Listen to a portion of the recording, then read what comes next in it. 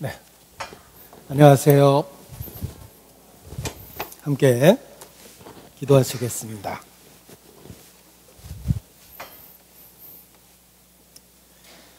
우리 오늘 사랑하시는 거룩하신 하나님, 한 주간 말씀을 배울 수 있는 소중한 기회를 주신 것 진심으로 감사를 드립니다. 이 시간도 주의 은혜를 힘입어 하나님 앞에 함께 했습니다. 한 영혼을 천하보다도 소중히 여기시고 또 모든 사람이 진리를 알고 구원에 이르기를 원한다고 친히 증거해 주셨습니다. 그 사랑과 은혜로 이 시간 각 사람을 붙잡아 주시고 주의 진리로 변화시켜 주시기를 주님께 간구합니다. 우리의 연약함을 고백하고 오직 죽은 자를 살리시는 그 능력과 무에서 유를 창조하신 그 능력을 사모하고 기다립니다. 이 시간 성령의 나타남과 능력으로 함께 하시며 결코 이뤄지는 자가 없도록 우리 모두를 이끌어 주시기를 주님께 간구합니다. 우리의 연약함을 주께 고백하며 더욱 모든 것을 주관하시는 주의 능력만을 사모하고 기다립니다. 온전히 주관하시고 하나님의 영광을 나타내 주시옵소서. 주께 의지합니다. 고마우신 우리 구주 예수님 이름으로 기도합니다. 아멘. 네, 성경 이사야서 59장 12절 말씀을 찾겠습니다. 이사야서 59장 12절입니다. 성경 이사야서 59장 12절.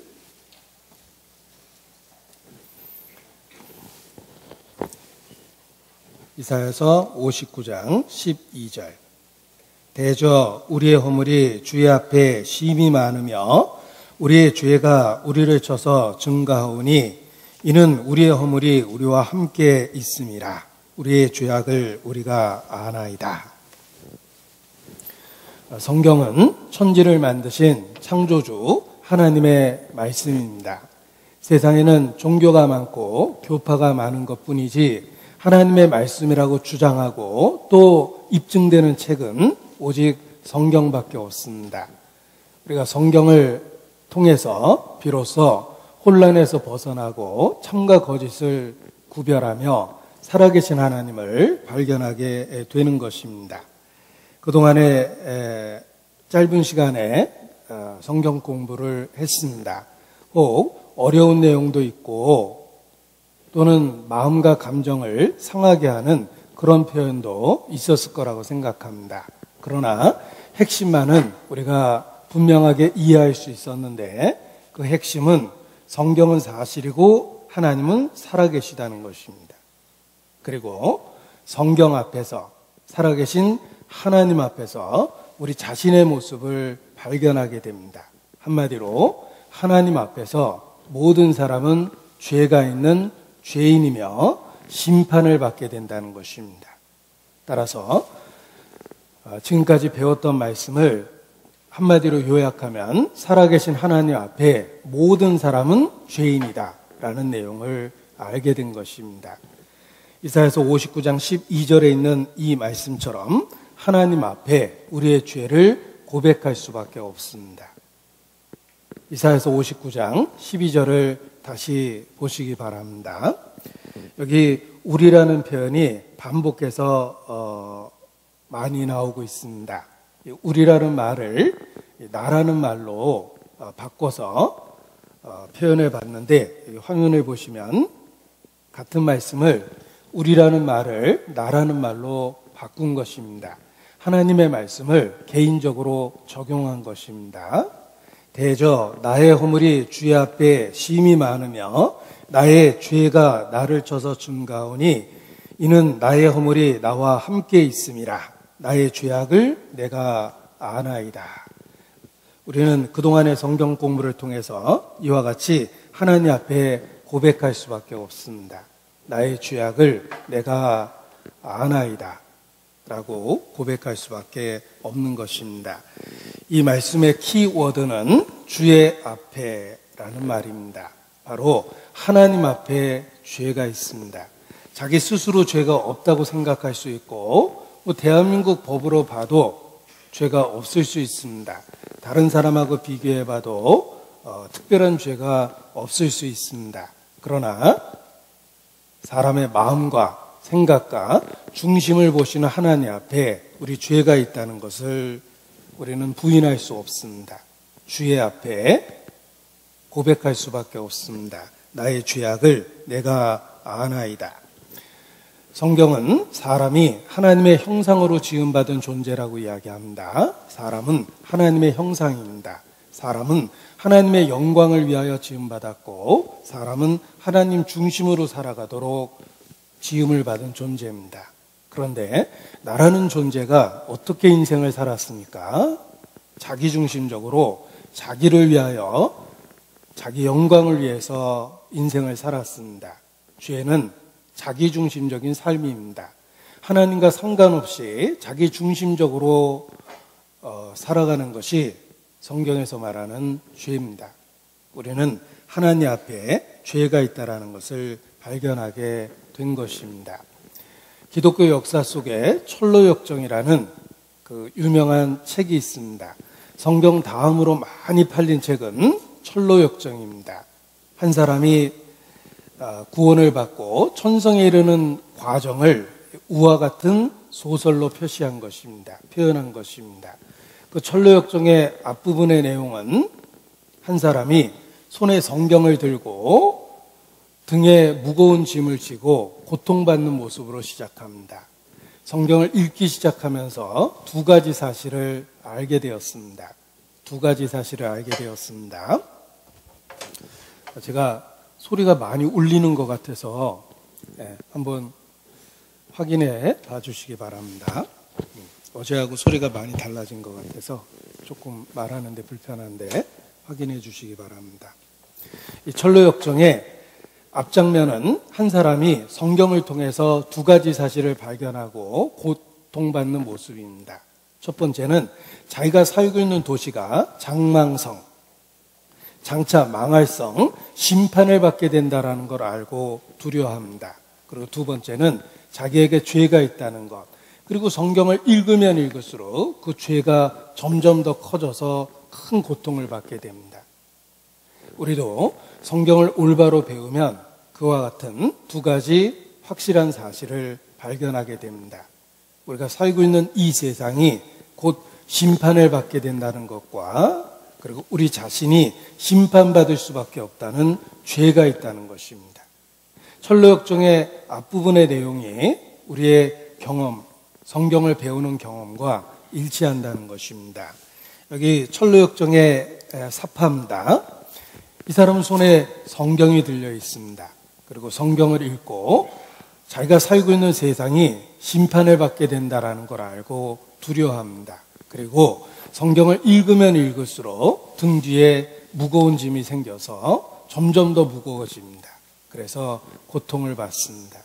이러한 모습이 성경을 배울 때 생기는 변화입니다. 우리도 성경을 올바로 듣고 배운다면 이 사람과 같은 그런 경험을 하게 됩니다. 성경을 통해 하나님 앞에서 죄와 심판에 대하여 깨닫게 되는 것입니다. 여기 욥기 15장 말씀을 인용해 봤는데 사람이 무엇이 간데 깨끗하겠느냐? 여인에게서 난 자가 무엇이 간데 의롭겠느냐? 하나님은 그 거룩한 자들을 믿지 아니하시나니 하늘이라도 그의 보시기에 부정하거든 하물며 악을 짓기를 물마신 같이 하는 가증하고 부패한 사람이겠느냐? 사람이 무엇이 간데 깨끗하겠느냐? 하나님 보시기에는 하늘이라도 부정하고 더럽다고 말씀하십니다. 하나님 보시기에는 청명한 하늘도 더럽습니다.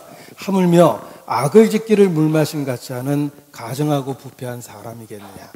인간은 악을 짓기를 물마신 같이 합니다. 물을 하루에 얼마나 자주 마십니까? 인간이 하나님 앞에 죄를 그렇게 자주 반복적으로 짓는다는 뜻입니다. 그리고 인간에게 있는 가장 강한 욕망이 물에 대한 욕구라고 이야기합니다. 예를 들면 밥 안 먹고 보름 이상 살 수 있습니다. 성적 접촉 없이 평생 수도원에서 독신으로 지낼 수 있습니다. 성욕보다 식욕보다 더 강한 것은 물에 대한 욕구라고 이야기합니다. 왜냐하면 물 안 먹고 3일도 못 살기 때문에 그렇습니다. 그런데 물에 대한 욕구처럼 우리 마음속에 아주 강한 죄에 대한 욕구가 있습니다. 물맛인과 같은 그런 욕구가 있습니다. 그러한 사람이 하나님 보시기에 깨끗하겠느냐, 의롭겠느냐, 우리에게 물어보고 계십니다. 하나님 앞에 우리에게는 죄가 있습니다. 욥기 25장입니다. 그런즉 하나님 앞에서 사람이 어찌 의롭다 하며 부녀에게서 난 자가 어찌 깨끗하다 하랴. 하나님의 눈에는 달이라도 명랑치 못하고 별도 깨끗하지 못하거든 하물며 벌레인 사람 구더기인 인생이랴. 이렇게 표현하셨습니다. 자, 사람을 벌레 같다, 구더기 같다라고 표현하면 왜 하나님이 인간을 모독하시는 걸까? 이런 생각이 혹 들 수 있습니다. 그러나 하나님 앞에서 벌레 같고 구더기 같다라고 표현하면 할 말이 없습니다. 하나님 앞에 우리의 외모가 아니라 우리의 죄가 벌레 같고 구더기 같다는 뜻입니다. 죄는 혐오스럽고 추악하고 고약합니다. 하나님 보시기에 그렇습니다. 죄를 갖고 있는 우리의 모습이 마치 벌레 같고 구더기 같다는 것입니다. 이와 같이 성경을 배우면 하나님 앞에서 자기 죄를 비로소 깨닫게 되는 것입니다. 예를 들면 내가 누구를 미워할 수 있습니다. 원수가 있습니다. 살인하지 마라. 원수를 안 죽일 수는 있지만 마음에 원수에 대한 미움이 있다는 건 감출 수가 없습니다. 그러니까 원수를 죽이지 않을 수는 있지만 성경은 원수에 대해서 사랑하라고 요구합니다. 그것은 사람으로 거의 불가능한 요구입니다. 아름답고 이상적인 이성에게 적극적인 성적 유혹을 받으면서 거절할 수 있습니다. 그런데 성경은 마음에 음욕을 품으면 이미 간음했다고 말씀하십니다. 마음의 정욕까지 지켜야 된다고 말씀하십니다. 그것도 사람에게는 거의 불가능한 요구입니다. 하나님 앞에 우리에게 죄가 있다는 것을 고백할 수밖에 없습니다. 미가서 7장 4절에 보면 그들의 가장 선한 자라도 가시 같고 가장 정직한 자라도 찔레 울타리보다 더하도다. 너희 중에 의롭다고 손꼽을 수 있는 사람이 누구겠느냐. 그러나 하나님 보시기에는 가치 없고 의미 없다는 것입니다. 한마디로 모든 사람은 하나님 앞에 다 죄인입니다. 여러분 중에 구원 안 받아도 될 만한 사람은 한 사람도 없는 것입니다. 자, 하나님 앞에 죄가 있다라는 걸 명확하게 하기 위해서 먼저 일깨워야 될 것이 있습니다. 하나님은 행동만 보시는 것이 아니라 마음과 생각과 중심을 보신다는 것입니다. 사람은 외모를 보거니와 나 여호와는 사람의 중심을 보느니라 라고 사무엘상 16장 7절에도 말씀하셨습니다. 사람은 외모를 보지만 하나님은 사람의 마음과 중심과 생각과 동기를 살핀다는 것입니다. 자, 여기 커피 한 잔 마셔보려고 컵을 준비해 봤습니다. 2개의 컵이 있습니다. 어떤 컵에 커피를 마실까? 컵을 살펴보니까 그래도 꽃무늬가 있는 좋은 컵에 커피를 마시는 게 좋을 것 같습니다. 자, 여러분도 그렇게 생각하실 겁니다. 그러나 곧 생각이 바뀌실 거예요. 보십시오. 어떤 컵에 커피 드릴까요? 안을 들여다보니까 생각이 확 바뀌시죠. 사람은 겉을 보지만 하나님은 마음을 보고 생각을 보고 중심을 보십니다. 어리석은 자들아, 밖을 만드시니가 속은 만들지 아니하셨겠느냐. 우리의 마음도 중심도 살펴보고 있다는 것입니다. 우리는 이 자리에 하나님의 말씀을 들으면서 앉아 있습니다. 그러나 우리의 마음과 생각을 들여다보면 수시로 이곳저곳을 방황하고 생각이 다른 데 팔려버립니다. 심지어는 기도할 때도 딴 생각이 들기도 합니다. 자기도 깜짝 놀라죠. 하나님은 우리의 마음을 보시고 생각을 보시고 중심을 보십니다. 그래서 이렇게 말씀하셨습니다. 만물보다 거짓되고 심히 부패한 것이 마음이라. 사람의 마음이라고 말씀하십니다. 누가 능히 이를 알려마는 나 여호와는 심장을 살피고 폐부를 시험하고 각각 그 행위와 행실대로 보응하나니. 하나님은 사람의 마음을 보시는데 이 세상에서 가장 더러운 것이 사람 마음입니다. 온갖 더러운 것이 그 마음 속에서 솟아나기 때문에 그렇습니다. 이사야서 59장 5절에 보면 독사의 알을 품으며 거미줄을 짜나니 그 알을 먹는 자는 죽을 것이요 그 알이 밟힌즉 터져서 독사가 나올 것이니라 라고 말씀하십니다. 예수께서 유대 종교가들에게 독사의 새끼들아 하고 소리치셨습니다. 예수님이 욕한 게 아닙니다. 그들의 죄가 얼마나 끔찍하고 혐오스러운지를 독사로 비유하신 겁니다. 사람 마음속에 독사 같은 죄와 악이 가득합니다. 제가 화면을 통해서 독사를 보여드리겠습니다. 보십시오. 노약자나 임산부는 주의하시기 바랍니다. 화면으로 봐도 섬뜩하죠. 독사입니다. 그런데 배가 볼록한데 독사 알을 품고 있습니다. 배를 갈라보니까 독사 알이 바글바글합니다. 그 알을 하나 깨보니까 되담한 독사 새끼가 툭 튀어나옵니다. 너희가 독사의 알을 품었다. 독사는 죄인이며 죄인의 마음속에는 죄성이 있습니다. 죄를 지을 수 있는 성향이 있습니다. 우리 마음을 들여다보면 모든 죄를 지을 수 있는 가능성이 독사 알처럼 있습니다.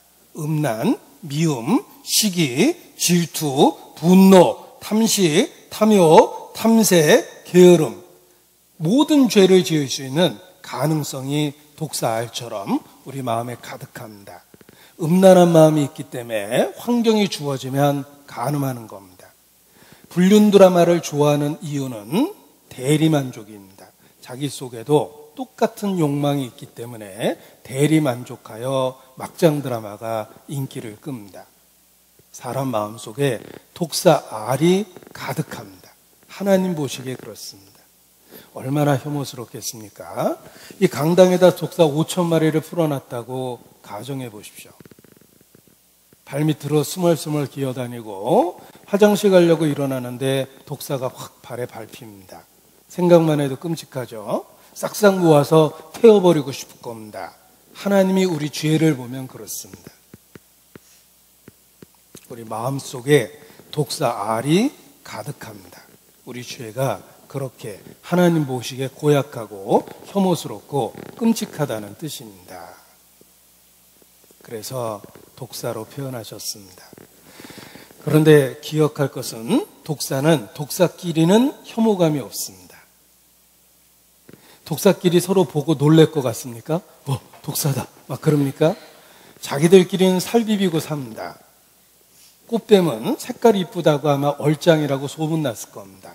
그러나 꽃뱀도 사람이 보기에는 그냥 혐오스러운 독사일 뿐입니다.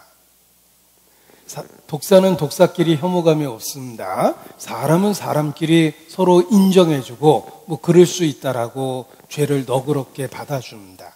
그러나 지극히 거룩하고 의로운 하나님은 우리의 죄를 혐오스러운 독사처럼 보신다는 것입니다. 하나님은 우리 마음과 생각을 살피십니다. 누가 그 하나님 앞에 죄 없다고 말할 수 있겠습니까? 자, 이사야서 64장 6절은 충격적입니다. 대저 우리는 다 부정한 자 같아서 우리의 의는 다 더러운 옷 같으며 우리는 다 쇠폐함이 잎사귀 같으므로 우리의 죄악이 바람같이 우리를 몰아가나이다. 다 한 사람도 예외가 없습니다. 우리는 다 부정한 자입니다. 그런데 우리의 의는 다 더러운 옷 같으며, 잘 보십시오. 죄가 더럽다라고 얘기한 게 아니라 내가 생각하기에 의로운 것도 하나님 보기에는 더럽답니다. 우리의 의도 하나님 보기에는 더러운 옷과 같습니다. 그래서 쇠폐함이 잎사귀 같다라고 말씀하셨어요. 아담 하와가 범죄하고 무화과 나무 잎사귀로 옷을 입었습니다. 입었지만 벌거벗은 것처럼 부끄러운 겁니다. 우리의 의는 그와 같이 하나님 보시기에 쇠폐함이 잎사귀 같습니다. 자기의 부끄러움을 가릴 수 없다는 것입니다. 우리의 의도 더러운데 우리의 죄는 더욱더 하나님 앞에 얼마나 더럽겠습니까? 일본에서 올해 한자로 채택됐던 글자가 있습니다. 사람 인변의 할위자입니다. 거지 위자입니다. 제가 어제 화폐라는 그 철자를 이렇게 썼는데 혹시 이거 보고 학교 가서 시험에 틀릴까봐 걱정돼서 여입니다. 네, 화폐입니다.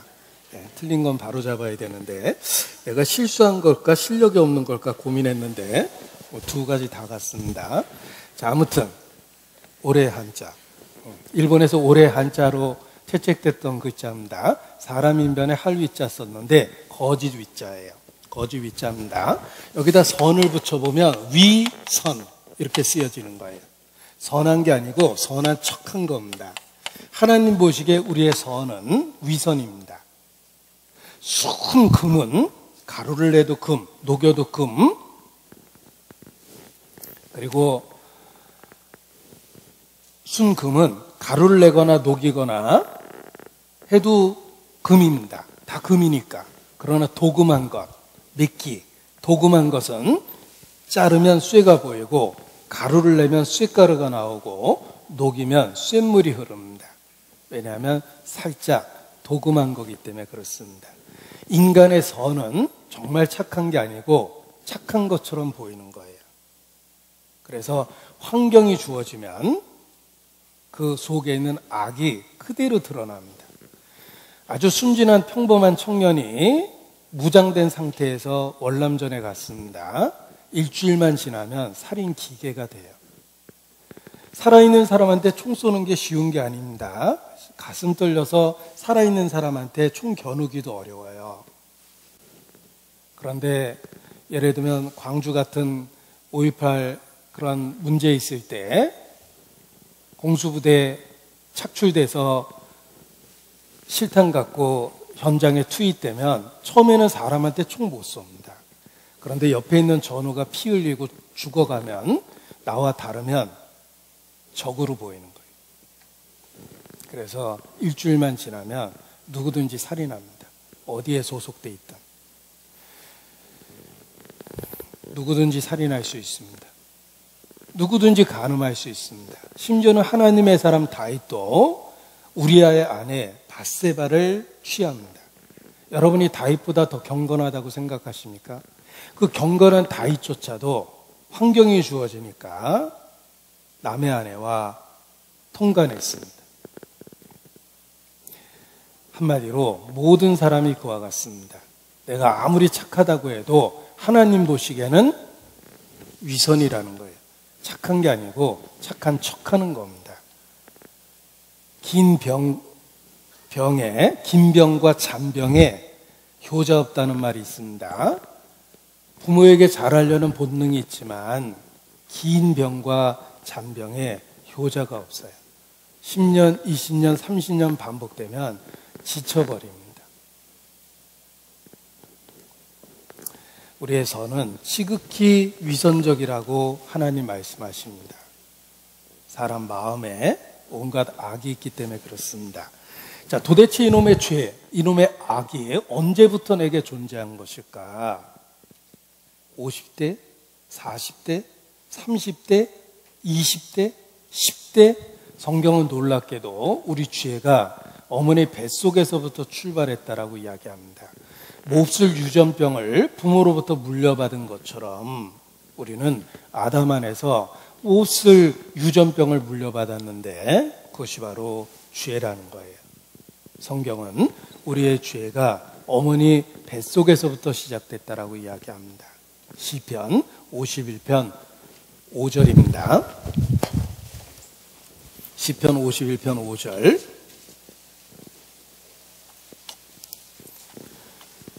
화면에 중요한 성경은 다 표시했습니다. 내가 죄악 중에 출생하였으며 모친이 죄 중에 나를 잉태하였나이다. 다윗은 고백합니다. 내가 죄악 중에 출생하였다. 우리는 태어나면서 아담의 죄성을 물려받은 겁니다. 성경은 인간은 나면서부터 죄인이다. 뱃속에서부터 죄성을 가지고 태어났다. 이렇게 이야기합니다.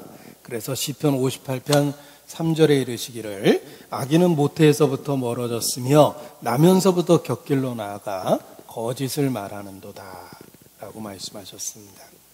에덴 동산 선악과 사건 기억하실 겁니다. 도대체 선악과는 왜 만드셨을까? 정말 알고 싶으시죠? 정말 알고 싶으면 꼭 구원받고 천국에 가셔야 돼요.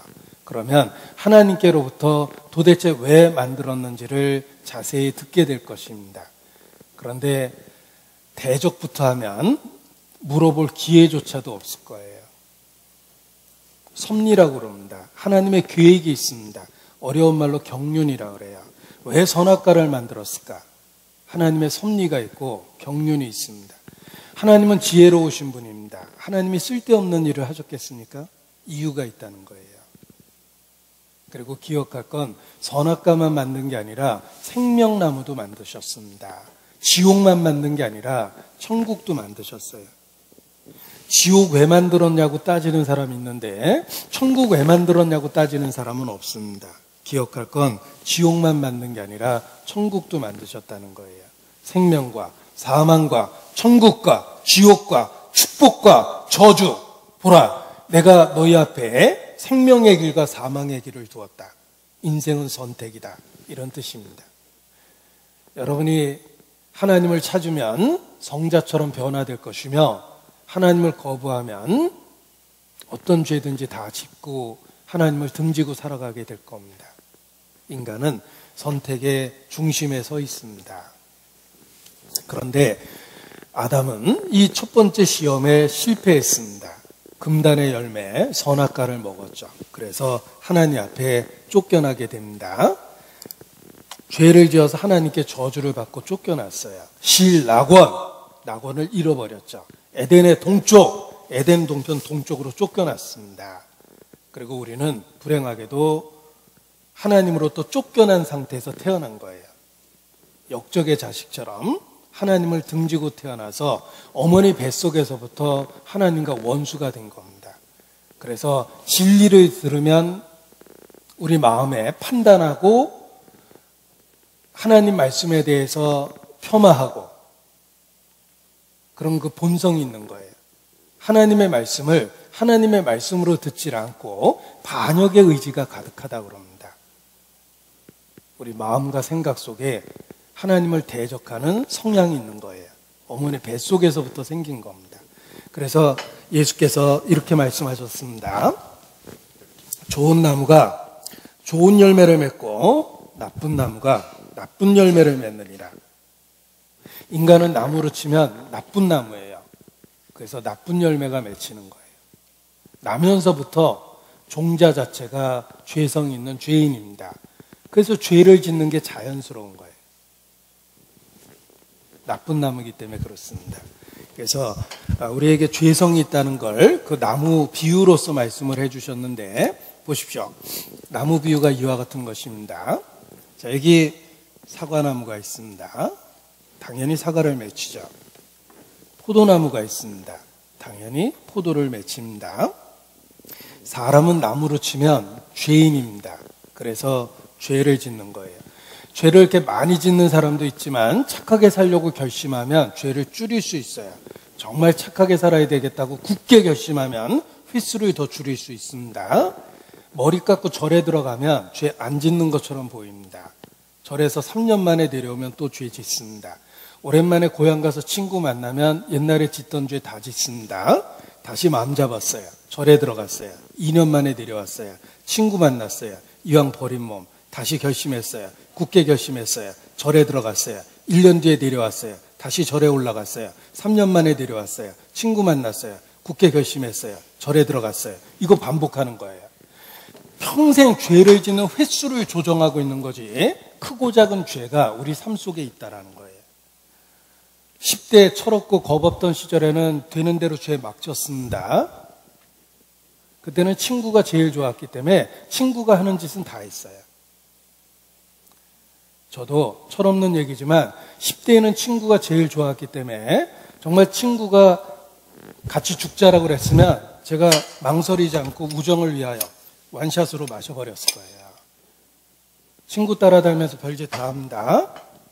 그리고 20대에 철이 나서 마음 잡고 죄를 짓는 횟수를 줄였죠.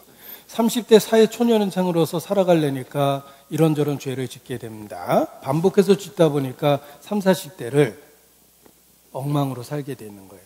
자식들 크는 거 보고 내 모습이 부끄러워서 좀 착하게 살려고 노력해 보니까 40대에 조금 착해졌습니다.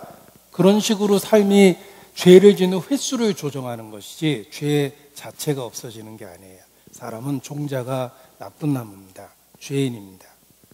그래서 어린아이는, 여기 귀엽고 사랑스러운 어린아이가 있는데 천사로 태어나는 게 아닙니다. 어린아이지만 그 속에 죄를 지을 수 있는 기질이 다 들어있어요. 이 아이가 죄를 지을 수 있는 기질이 있다는 건 쉽게 확인합니다. 젖 먹는 아이, 젖병 빼서 보세요. 무슨 일이 생기는지. 그 조그만 게 주먹을 불끈 쥐고 대들기 시작합니다. 아이가 작은 천사가 아니에요. 호랑이도 새끼일 때는 귀여운 고양이처럼 보입니다. 그러나 그 안에 야생의 성질이 다 들어있는 거예요. 사람이 그렇습니다. 어린아이는 결코 작은 천사가 아닙니다. 확실한 증거 화면을 보여드리겠습니다.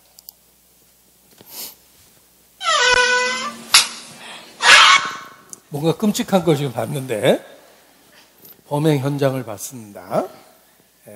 연년생 동생도 귀찮은 거예요. 자, 누구한테 배운 게 아닙니다. 본성이 그렇다라는 거예요. 그래서 성경에서는 그 본성을 이렇게 말씀하십니다.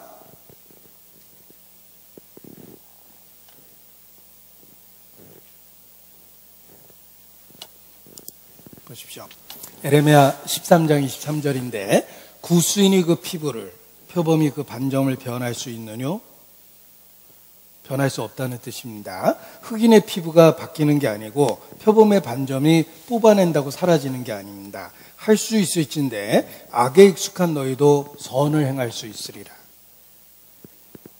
흑인의 피부가 유전적인 것처럼 표범의 반점이 유전적인 것처럼 사람의 죄성도 유전적인 것이다 라는 말씀입니다.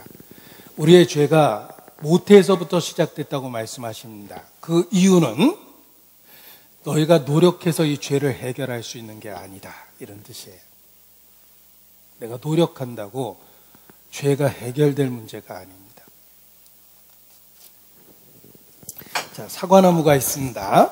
평소 사과나무는 사과를 너무 싫어했어요. 그래서 바람 부는 날 막 흔들어가지고 사과 다 떨어뜨렸습니다. 그리고 감 2개 들고 있어요. 그렇다고 감나무 되는 거 아니죠? 감 2개 들고 있지만 다시 사과가 생깁니다. 내가 착한 척, 의로운 척 해도 환경이 주어지면 다시 죄성이 올라옵니다.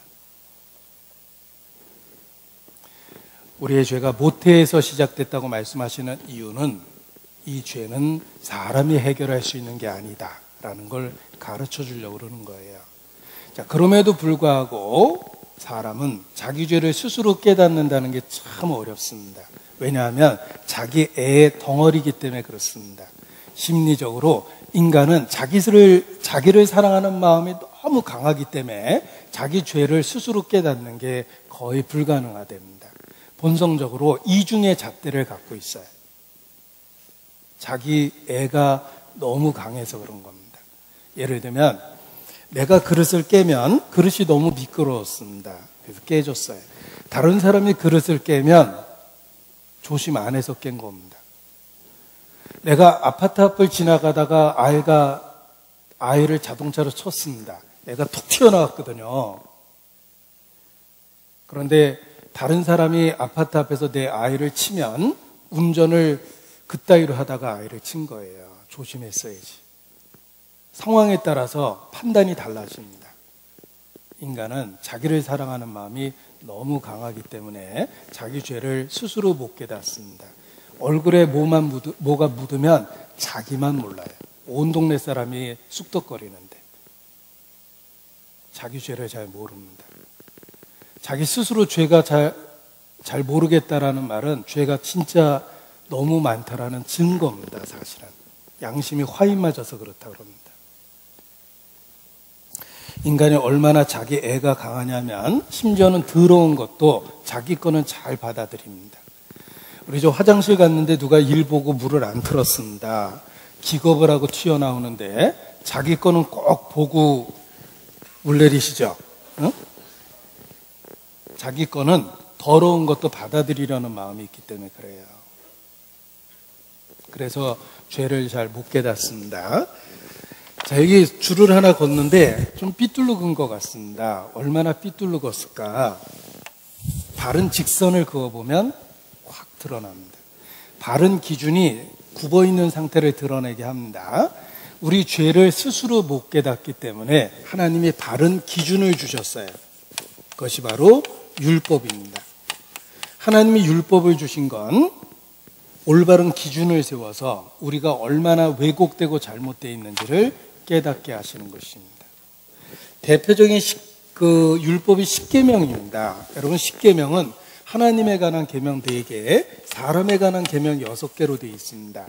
요약하면 마음을 다하고 뜻을 다하고 성품을 다하고 힘을 다하여 내 하나님을 사랑하라. 이것이 크고 첫째 되는 계명이요. 또 이와 같이 내 이웃을 내 몸과 같이 사랑해야 할지니라.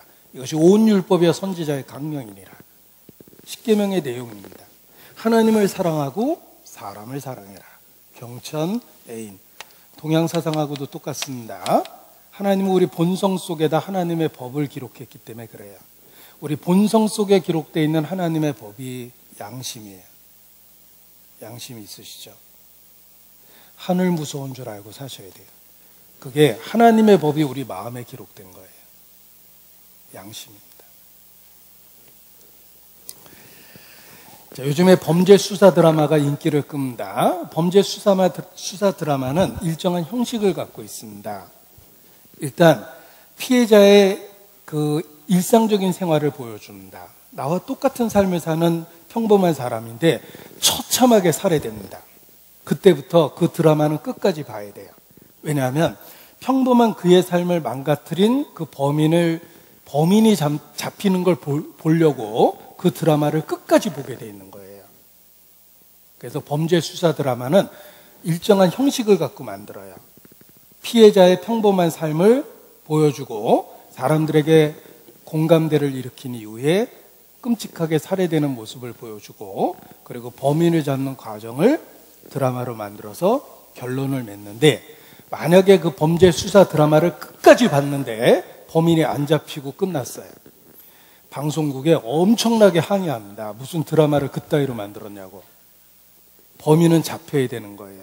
그래서 범죄 수사 드라마는 반드시 범인이 잡히게끔 대부분 각본을 씁니다. 그래야지만 시청률이 오르거든요. 범인은 반드시 잡혀야 된다고 많은 사람들이 보편적으로 생각하기 때문에 그렇습니다. 그게 법정신이고 하나님이 우리 마음에 기록한 거예요. 양심이에요. 반드시 범인은 잡혀야 되는 거예요.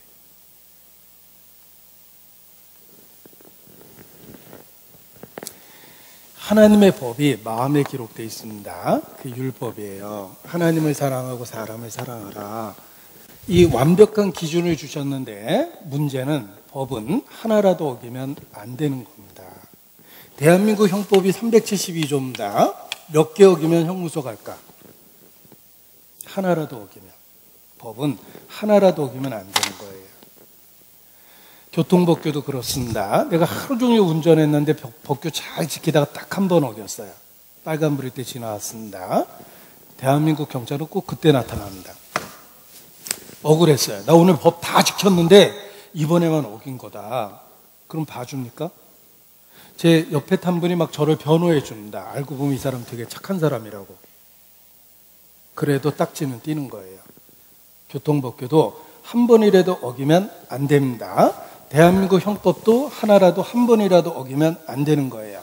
하나님의 법도 그렇습니다. 한 번이라도 어기면 안 되는 겁니다. 제5계명 내 부모를 공경하라. 이는 약속 있는 첫 계명이니 내가 땅에서 잘되고 장수하리라. 저는 개인적으로 그 계명은 지킨 것 같습니다. 제가 이렇게 불효자식이 아니거든요. 어려서부터 부모에게 잘해야 되겠다고 제가 생각을 하고 자랐기 때문에 내 부모를 공경하라. 그건 지킨 것 같습니다. 착각입니다. 내가 부모에게 한 달 내내 잘하다가 한 달에 한 번은 대들 수 있겠죠. 불효할 수 있습니다. 한 달에 한 번 불효하면 1년이면 12번이에요. 나이를 곱해보세요. 법은 어길 때 문제가 되는 거예요. 게다가 10계명의 마지막 계명은 더 충격적입니다. 탐내지 마라. 내 이웃의 아내나 남종이나 여종이나 소나 나귀를 탐내지 마라. 우리는 누가 좋은 자동차 몰고 나타나면 나도 그런 자동차 타고 싶고, 누가 브랜드 있는 옷 입고 나타나면 나만 시장 옷 입었다는 걸 깨닫게 됩니다. 나도 그런 옷 입고 싶고, 평생을 욕심 속에서 삽니다. 나는 행복했던 아내가 오늘 동창회 갔다 왔습니다.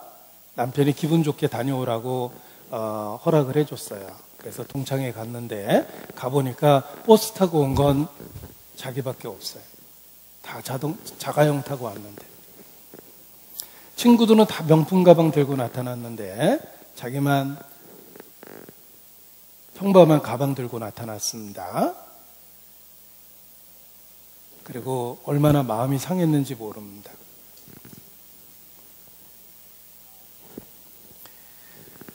학교 다닐 때는 내가 쟤보다 공부도 잘했는데, 학교 다닐 때는 내가 쟤보다 더 예뻤는데 속상했습니다. 그리고 늦게 집에 들어왔는데 남편이 피곤해서 자고 있더래요. 입 벌리고. 이렇게 내려다 보니까 갑자기 분노가 생겼어요. 이 남자가 내 신세를 망친 거구나 이렇게 생각하니까 그렇게 사랑스럽던 남편에 대한 분노가 생긴 거예요. 갑자기. 비교하면서 죄를 짓게 돼서 그래요. 탐내지 마라. 우리는 불행하게도 그 마지막 계명을 삶 속에서 매일 어기고 삽니다. 사실 하나하나 10계명을 분석하면 제대로 지킨 거는 하나도 없습니다. 10계명뿐만 아니라 유대인들은 613개의 계명이 있다고 이야기하고 이걸 달달 외우고 다닙니다. 놀랍게도 613개의 구슬을 만들어서 꿰가지고 그걸 돌리면서 613개의 계명을 외워요. 365개가 하지 말라고 248개가 하라라는 계명입니다. 이걸 외우고 다녀요. 10계명만 있는 게 아니라는 거예요. 하나라도 한 번이라도 어기면 안 됩니다. 도대체 그런 계명을 누가 다 지킵니까? 불가능한 거죠. 그래서 10계명을 이야기할 때는 이렇게 표현합니다. 자, 10개의 고리로 되어 있는 밧줄을 붙잡고 천국에 올라가려고 할 때 몇 개 끊어지면 떨어질까? 정답은 하나라도, 한 개라도 끊어지면 떨어지는 거예요. 10계명은 하나라도 어기면 안 되는 겁니다. 전쟁터에 수천 발의 총알이 날아다니고 있습니다. 그거 다 맞아야지 죽는 게 아닙니다. 한 발만 제대로 맞으면 죽는 거예요. 법은 하나라도, 한 번이라도 어기면 안 되는 겁니다. 그것이 율법이에요. 왜 하나님이 그런 율법을 주셨을까? 죄를 깨닫게 하기 위해서 준 겁니다. 율법을 주신 목적입니다. 율법을 주신 목적을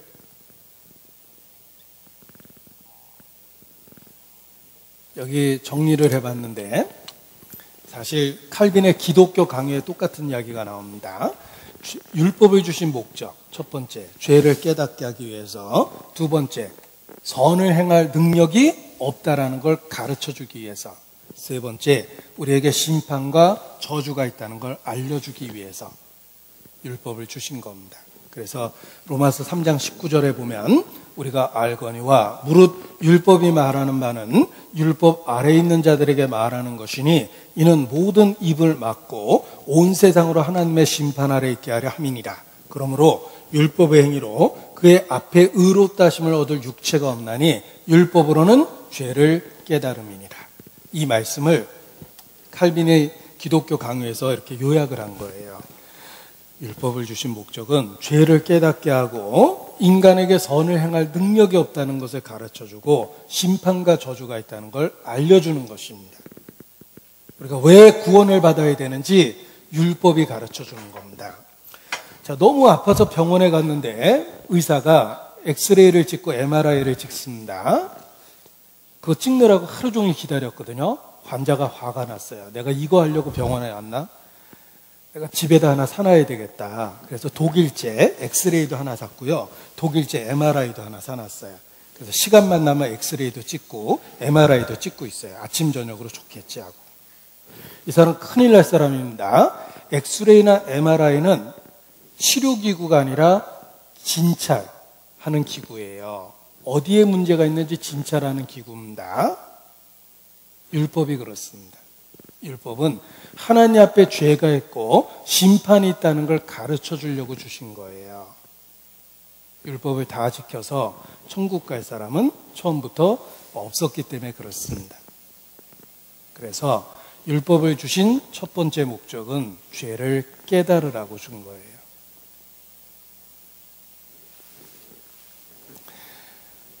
내가 그렇게 불효자식인지 몰랐는데 내가 부모가 돼서 자식을 키워보니까 핏덩어리로 태어난 아이가 사람 굿이라는데 얼마나 많은 희생과 수고가 들어가는지 모릅니다. 그리고 아이가 뭔가를 갖고 싶다 그러면 처음에는 야단을 치는데 그게 기억에서 안 지워집니다. 자식이 한 말이라고 늘 생각이 나서 도대체 그게 얼마짜린가 늘 이렇게 살펴보게 됩니다. 그러면서 깨달았어요. 내 부모가 나를 이렇게 키웠는데 내가 몰랐다는 걸 알았습니다. 더 어려웠던 시절에 그 어려웠던 시절에 아이를 대학까지 공부시키려고 얼마나 고생을 했을까. 내가 부모 돼서 생각해 보니까 비로소 부모가 어떻게 키웠는지를 알게 됐어요. 그리고 내가 그전에는 부모에게 대해서 뭐 불효했다는 생각을 안 했는데 내가 얼마나 부모에 대해서 잘못된 태도를 취했는지도 알게 됐습니다. 여러분이 율법을 지키려고 정말 노력했다면 자기가 죄인이라는 거 잘 알아요.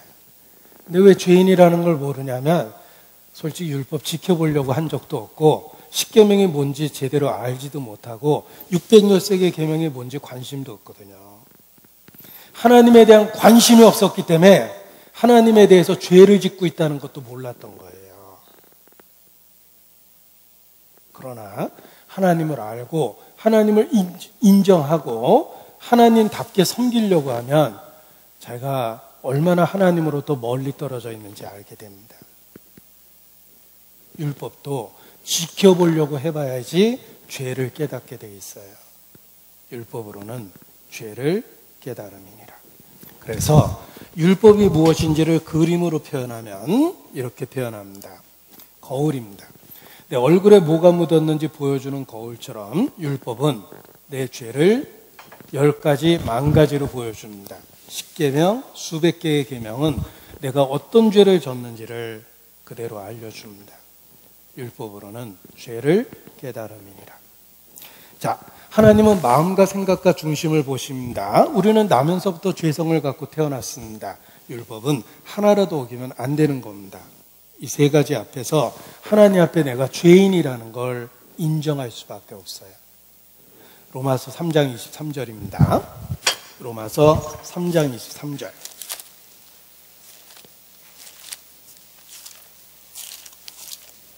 신약성경 로마서 3장 23절 243페이지입니다.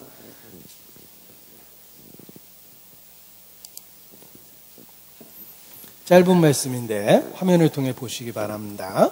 모든 사람이 죄를 범하였음에 하나님의 영광에 이르지 못하더니, 모든 사람이, 여러분 전부 다 해당됩니다. 우리는 죄를 지었어요. 그냥 놔두면 천국에 못 갑니다.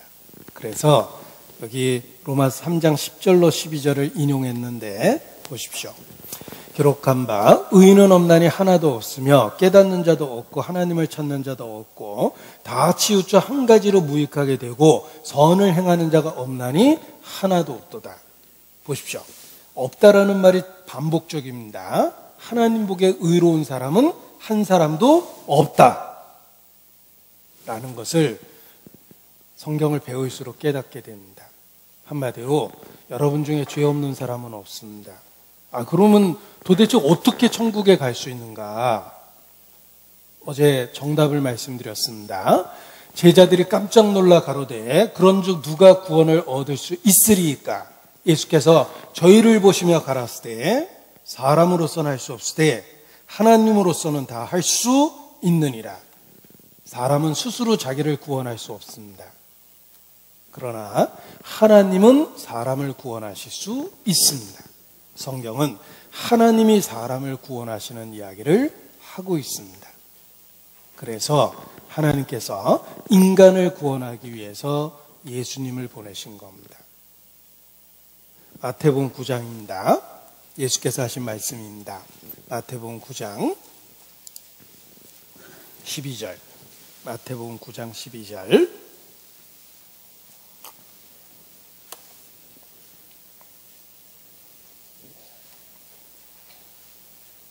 마태복음 9장 12절. 예수께서 들으시고 이르시되 건강한 자에게는 의원이 쓸데없고 병든 자에게라야 쓸데있느니라. 생각해보면 당연한 이야기입니다. 아픈 사람이 병원에 가게 됩니다. 자, 예수님은 의사입니다. 영혼의 의사입니다. 그래서 영혼의 병든 자, 죄인을 부르고 있다라는 말씀을 이렇게 하신 거예요. 건강한 자에게는 의원이 쓸데없고 병든 자에게라야 쓸데있느니라 하시면서 13절에 이르시기를 너희는 가서 내가 긍휼을 원하고 제사를 원치 아니하노라 하신 뜻이 무엇인지 배우라. 내가 의인을 부르러 온 것이 아니요 죄인을 부르러 왔노라 하심이라. 예수께서 말씀하십니다. 의사가 환자를 봐야 하듯이 예수님은 죄인을 부르십니다. 내가 의인을 부르러 온 것이 아니요. 자기를 의롭다고 생각하고 자기를 대견스럽게 여기고 자기 의에 도취되어 있으면 절대 예수님의 음성을 못 듣습니다. 평생 교회를 다녀도 내가 장로인데 내가 모태신앙인데 예수님의 음성을 듣지 못합니다. 왜냐하면 예수님은 의인을 부르시지 않기 때문에 그렇습니다. 죄인을 부르십니다. 자기 죄를 인정할 때 비로소 예수님의 음성을 듣게 되는 겁니다. 만약에 예수께서 죄인을 부르지 않고 의인을 부르셨다면 어떻게 될까요? 너희 중에 의롭고 거룩한 자만 내게로 오라. 우리는 고개를 떨구고 여기서 나가버릴 수밖에 없습니다. 예수님이 의인을 부르셨다면 여기 앉아있을 수 있는 사람 한 사람도 없습니다. 너무나 다행인 것은 예수께서 의인을 부르시지 않고 죄인을 부르셨습니다. 그래서 우리에게 기회가 있는 거예요. 왜 구약과 신약이 구별되어 있습니까? 구약은 하나님의 살아계심과 인간의 죄를 깨닫게 하기 위해서 주신 말씀이에요. 하나님이 살아계시고 인간의 죄를 깨달아야지만 예수님을 받아들일 수 있기 때문에 그렇습니다. 예수님은 죄인을 부르십니다. 구약은 하나님 앞에 우리가 죄인이라는 걸 가르쳐주고 증명해 줍니다. 죄인이라야 구원을 받습니다. 교회 다니시는 분은 찬송가 가사를 기억하실 겁니다. 죄인 오라 하실 때에 날 부르소서. 죄 있는 자들아 이리로 오라. 방황치 말고 오라. 찬송가도 일관성 있게 그렇게 표현합니다. 죄인을 오라 하시는 말, 그 말씀 믿고 나옵니다. 죄인을 부르십니다. 내가 의인을 부르러 온 것이 아니라 죄인을 부르러 왔다. 그래서 역사 속에 유명한 크리스찬들도 하나님 앞에 자신의 죄를 고백했습니다. 영국의 찰 스펄전이라는 전도자는 주여 내 속에 괴물이 있나이다 하고 고백했고, 어거스틴은 최악의 원수인 내 자신에게서 나를 건져주소서 하고 울부짖었습니다. 존 뉴턴은 역사를 배워보면 사악한 교황이 얼마나 많은가, 가장 사악한 교황은 내 속에 있다 이렇게 고백을 합니다. 올바른 크리스찬의 특징은 자기 죄에 대한 자각과 인식과 고백이 있었다는 것입니다. 왜냐하면 지금도 예수님은 죄인만 부르십니다. 구약시대의 죄를 용서받을 수 있는 조건은 딱 하나입니다. 죄를 깨달으면 죄를 용서받을 자격이 생깁니다. 만일 이스라엘 5회 중에 여호와의 금령 중 하나라도 그릇 범하여 허물이 있으나 스스로 깨닫지 못하다가 그 범한 죄를 깨달으면 회중은 수송아지를 속죄제로 드릴지니, 누가 죄를 용서받을 수 있냐면 범한 죄를 깨닫는 사람. 반복적입니다. 레위기 4장 22절에도 만일 족장이 그 하나님 여호와의 금령 중 하나라도 부지 중에 범하여 허물이 있었다가 그 범한 죄에 깨우침을 받거든, 범한 죄에 깨우침을 받거든, 부지 중에 범하여 허물이 있었다가 그 범한 죄에 깨우침을 받거든, 반복적으로 여러 번 말씀하셨어요. 죄를 깨달을 때 구원받을 수 있습니다. 레위기 5장 17절입니다. 만일 누구든지 여호와의 금령 중 하나를 부지 중에 범하여도 허물이라 벌을 당할 것이니, 하나님의 법을 하나라도 어기면 안 됩니다. 부지 중에 잘 모르고 죄를 져도 죄가 된다는 거예요. 자기 죄를 인정할 때, 깨달을 때 비로소 구원받을 수 있는 겁니다. 그래서 서양 사람들도 전도할 때 구원받기 위해서는 먼저 죄를 자백하라고 그러는데, 자백하라는 말이 영어로 confess입니다. con이라는 말은 함께 라는 뜻이고, fess는 말하다라는 의미를 갖고 있습니다. 따라서 하나님이 죄라고 말씀하신 것을 나도 죄라고 함께 말하는 것, 인정하는 것, 그게 죄를 자백하는 거예요. 죄를 자백할 때 구원을 받을 수 있습니다. 그래서 회개하고 복음을 믿으라. 회개하고라는 말은 자신의 죄를 인정해야 된다, 이런 뜻입니다. 우리는 하나님 앞에 유죄입니다. 이 땅에서 하나님 앞에 자기의 죄를 인정하면 용서받을 수 있는 기회가 있는데, 끝끝내 거부하면 죽음을 건너가서 모든 증거가 드러나며 하나님의 심판대 앞에서 죄를 인정해야 됩니다. 그때는 돌이킬 기회가 없습니다. 그래서 회개하고 복음을 믿으라, 이렇게 말씀하신 겁니다. 예수께서 죄인을 부르십니다. 내가 의인을 부르러 온 것이 아니라 죄인을 부르러 왔다. 죄인을 어떻게 구원하시는가, 그것을 복음이라고 합니다. 내가 이 병을 어떻게 고칠 수 있을까, 그것이 기쁜 소식일 겁니다. 마찬가지로 우리 죄를 어떻게 용서받을 수 있는가, 이것이 성경에서 말하는 복음이에요. 예수님을 통해서 구원을 받기 때문에 예수님에 대한 말씀을 마태복음, 마가복음, 누가복음, 요한복음 이렇게 표현하는 겁니다. 기쁜 소식이에요. 온 세상에 미칠 큰 기쁨의 소식을 오늘날 너희에게 전하노라.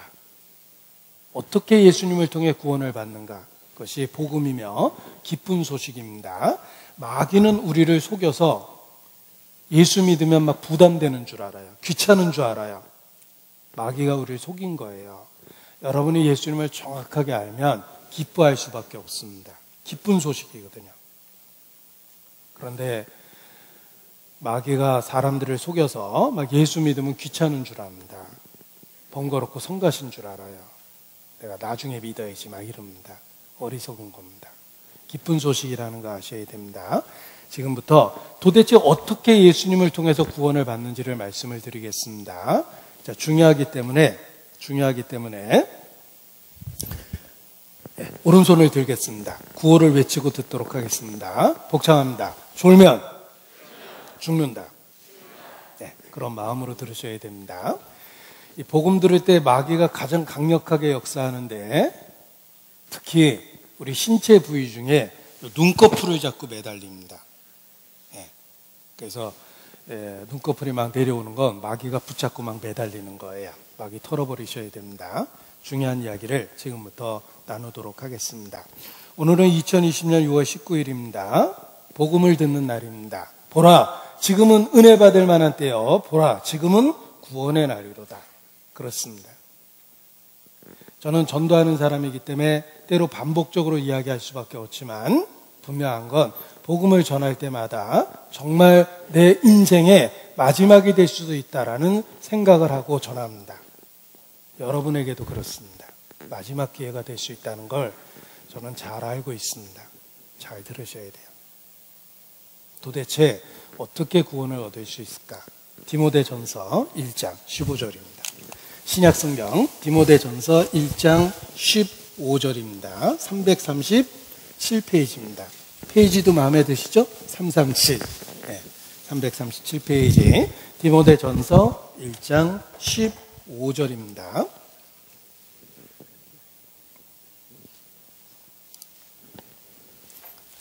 신약성경 디모데전서 1장 15절. 이쁘다. 모든 사람이 받을 만한 이 말이여. 그리스도 예수께서 죄인을 구원하시려고 세상에 임하셨다 하였도다. 죄인 중에 내가 괴순이라. 미쁘다. 진실되고 참되도다. 라는 순우리 말입니다. 모든 사람이 받을 만한 이 말이여. 여러분 다 해당됩니다. 그리스도 예수께서 죄인을 구원하시려고, 바로 나 같은 죄인을 구원하시려고 세상에 임하셨습니다. 그리고 그 다음 성경을 잘 읽어야 되는데 어떤 분은 이걸 잘못 읽더라고요. 죄인 중에 내가 장로니라. 이렇게 읽으시면 안 됩니다. 우리 장로님이나 권사님이나 집사님이나 다 죄인 중에 괴수입니다. 왜냐하면 다른 사람이 지은 죄는 드러난 것만 알고 있지만 자기 지은 죄는 자기가 잘 알고 있기 때문에 그렇습니다. 내가 가장 잘 알고 있는 건 내 자신이에요. 나라는 인격으로 수십 년을 살았기 때문에 그렇습니다.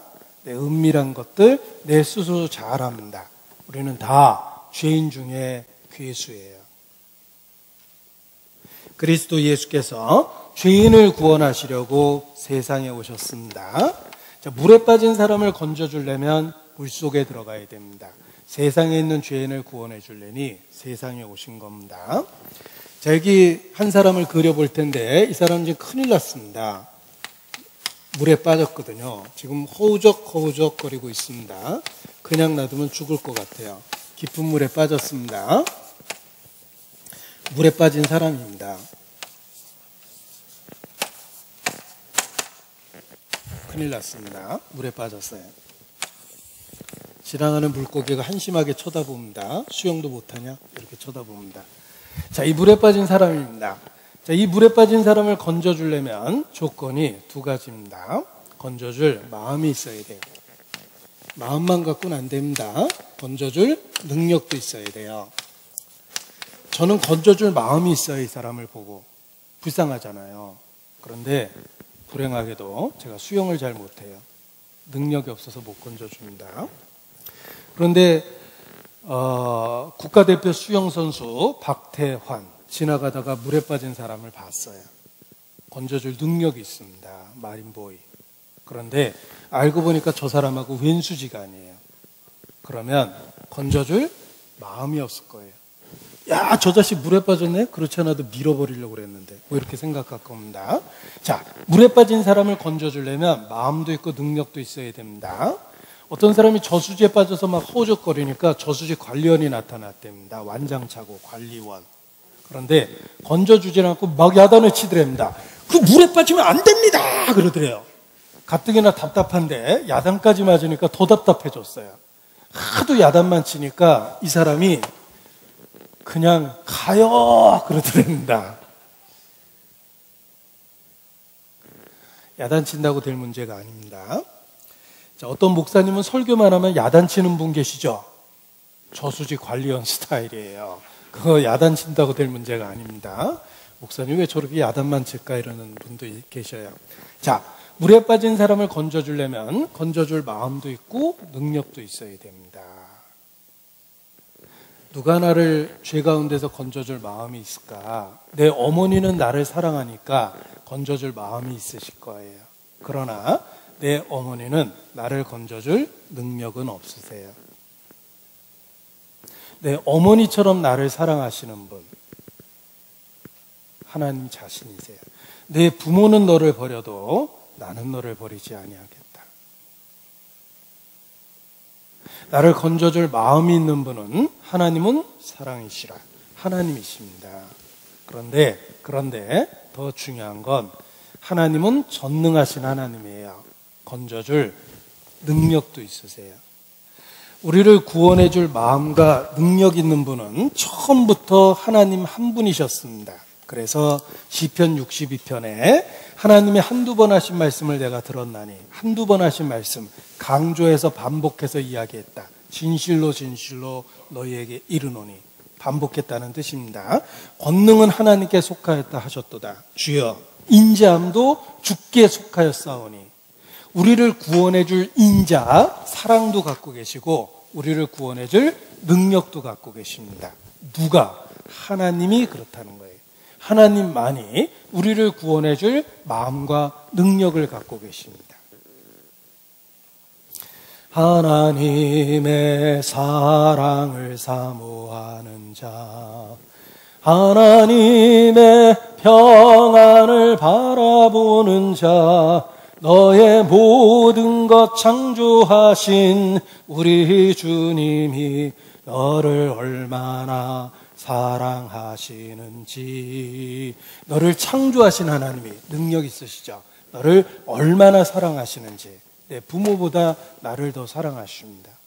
따라서 하나님만이 나를 구원해 줄 마음과 능력을 갖고 계십니다. 불쌍히 여겨 구원해 주리 은혜의 주님, 오직 예수 창조주만이 우리를 불쌍히 여기고 우리를 구원해 줄 능력을 갖고 계십니다. 은혜가 풍성한 하나님은 믿는 자 한 사람 한 사람 어제나 오늘도 영원토록 변찮고 구원해 주시네. 하나님만이 우리를 구원해 줄 마음과 능력을 갖고 계십니다. 따라서 여기다가 마음과 능력이라는 글자를 지우고 하나님이라고 쓰겠습니다. 하나님만이 인간을 구원하십니다. 누가 구원을 얻을 수 있으리까? 사람으로서는 할 수 없으되 하나님으로서는 다 할 수 있느니라. 하나님이 인간을 구원하십니다. 하나님이 세상을 이처럼 사랑하사 독생자를 주셨으니 예수 그리스도입니다. 제가 여기다 예수님 그려보겠습니다. 예수님입니다.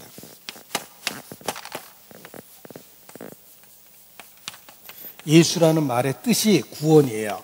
하나님은 이름을 통해서 그분의 정체성을 우리에게 계시해 줍니다. 이름 자체가 구원이에요. 왜 이름을 그렇게 지었을까? 그분이 어떤 의미가 있는지를 확실히 알려준 거예요.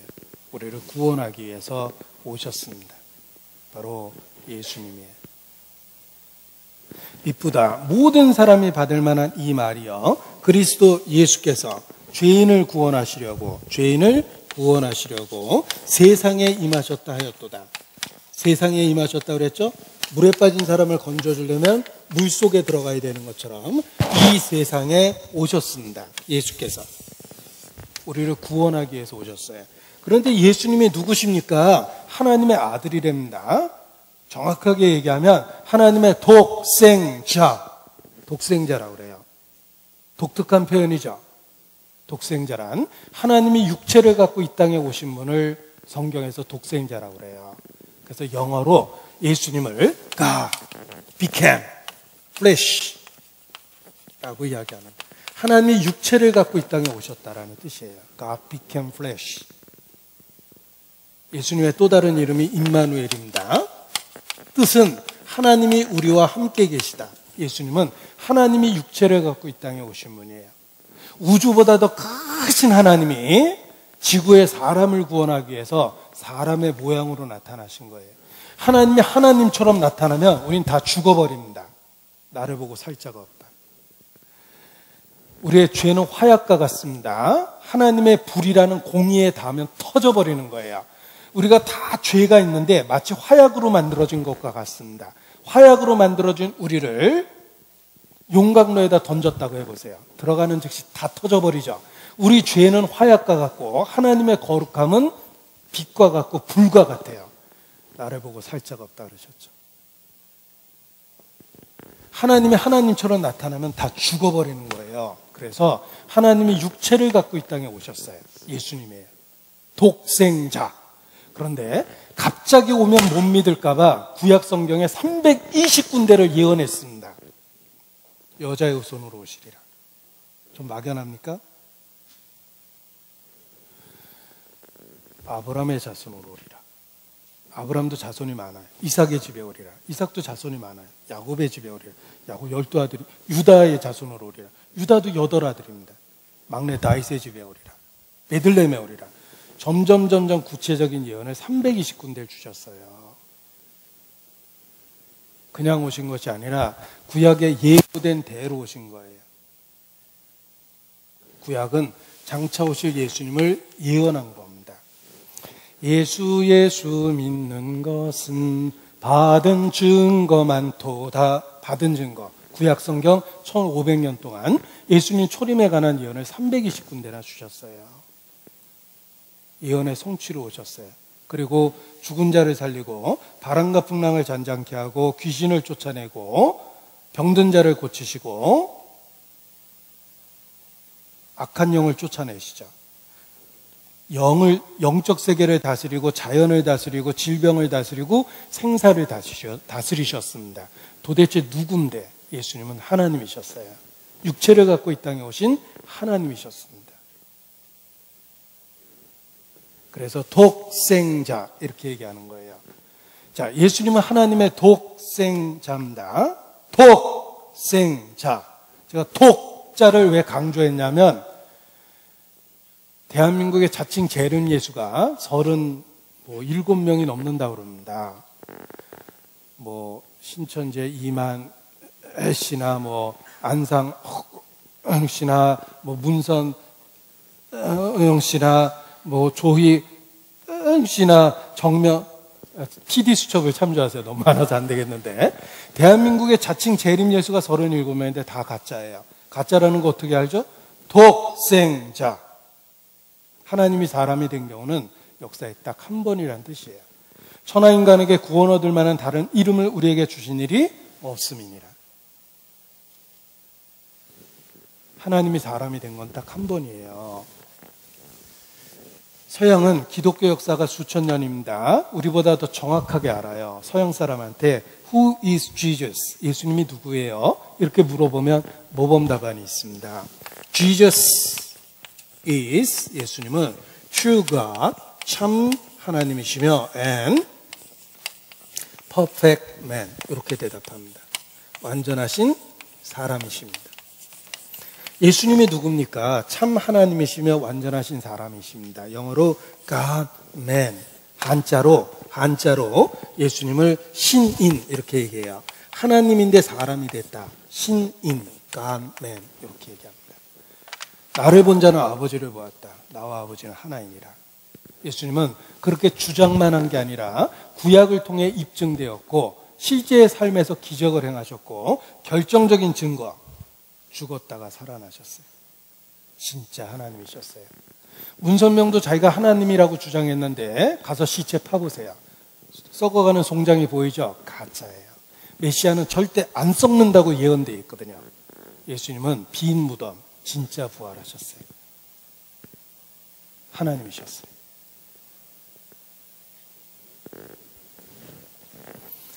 하나님이 사람이 돼서 이 세상에 오셨어요. 죄인을 구원하시려고. 그런데 문제가 있습니다. 이 세상에는 법이 있어요. 죄싹슨 사망이라는 법이 있는데 어떻게 죄인을 구원하십니까? 법이 있는데. 예수님은 그 법적인 문제를 지키기 위해서 육체를 갖고 이 땅에 오셨어요. 인자에 온 것은 섬김을 받으려 함이 아니라 도리어 섬기려 하고 자기 목숨을 많은 사람의 대속물로 주려 함이니라. 법적 문제를 해결하고 대신 죽으려고 오신 거예요. 이 세상에는 법이 있습니다. 죄인은 죽어야 된다라는 법이 있어요. 예수께서 죄인을 구원하러 오셨습니다. 어떻게 법적인 문제를 해결하겠습니까? 대신 십자가에 죽으신 거예요. 예수께서 끔찍하게 죽으셨습니다. 우리의 죄값을 대신 갚아버리신 거예요. 그런데 갑자기 와서 죽으면 혹 못 믿을까봐 구약 성경에 자세하게 예고하고 예언하신 것입니다. 예수께서 나와 여러분의 죄를 짊어지고 죄값을 대신 갚아주신 겁니다. 그것이 죄인을 구원하시는 방법이었습니다. 그런데 갑자기 죽으면 혹 못 믿을까봐 구약시대에 시켰던, 수천 번 반복해서 시켰던 것이 희생 제사입니다. 죄를 지으면 짐승을 끌고 와서 대신 죽이는 거예요. 4가지 짐승을 요구하셨습니다. 양, 염소, 송아지, 비둘기. 요거 천국에 시험 봐서 들어가면 본고사 문제입니다. 다음 중 속죄 제물이 아닌 것은, 제가 4가지 짐승이라고 그랬죠? 양, 염소, 송아지, 비둘기. 왜 호랑이나 사자가 없죠, 거기? 만약에 하나님이 호랑이나 사자 바치라고 그랬다면 우리 그거 잡으러 다니다가 먹혀버립니다. 쉽게 구할 수 있는 인간과 가까운 짐승을 요구하신 거예요. 그래서 창세기 1장에 보면 들의 짐승과 육축을 따로 만드셨어요. 야생성 있는 짐승 말고 인간에게 가까운 짐승을 일부러 따로 만들어 주셨어요. 육축을 따로 만들었다고 돼 있잖아요. 야생성 있는 거 빼고. 하나님은 쉽게 구할 수 있는 짐승을 요구하신 거예요. 그 중에 양을 가장 많이 바쳤기 때문에 희생양이라는 말이 나온 겁니다. 자, 예수님은 한마디로 어떻게 인간을 구원하시냐면 희생양이 되신 거예요. 제가 여기다 쓰겠습니다. 희생양이 된 거예요. 이 희생양의 개념이 성경에서 온 겁니다. 지금은 일반적인 사회 용어로도 씁니다.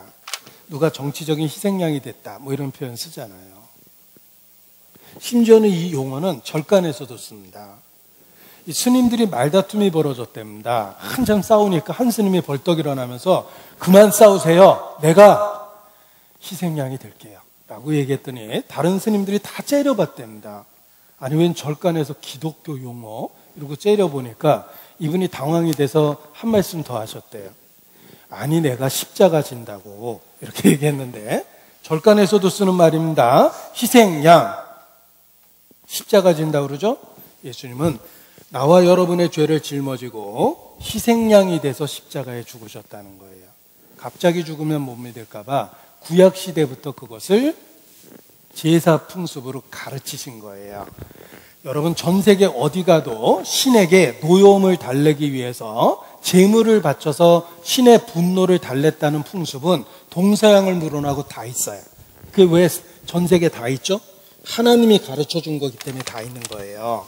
그래서 중국에서도 상제에게 희생양을 바쳤는데 천단, 베이징 천단에 가면 거기에 그림으로 그려놨습니다. 양을 죽였어요. 신에게. 그 양을 내가 의지해서 신에게 나가면 신이 받아줘요.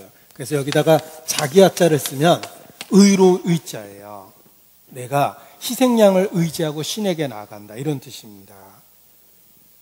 그래서 희생이자 보면 소우자 쓰고 양양자 써요. 그리고 흠 없는이라는 뜻을 쓰고 찌르다라는 글자를 붙여 쓰죠. 흠 없는 소나 양을 찌르는 게 희생 희자예요. 예수님은 한 마리 양처럼 희생 양이 돼서 십자가에 죽으신 겁니다. 그래서 예수님이 희생양이 됐다는 걸 세례 요한을 통해서 온 세상에 가르쳐 주셨습니다. 세례 요한은 예수님을 온 세상에 소개한 사람입니다. 요한복음 1장 29절, 요한복음 1장 29절, 요한복음 1장 29절,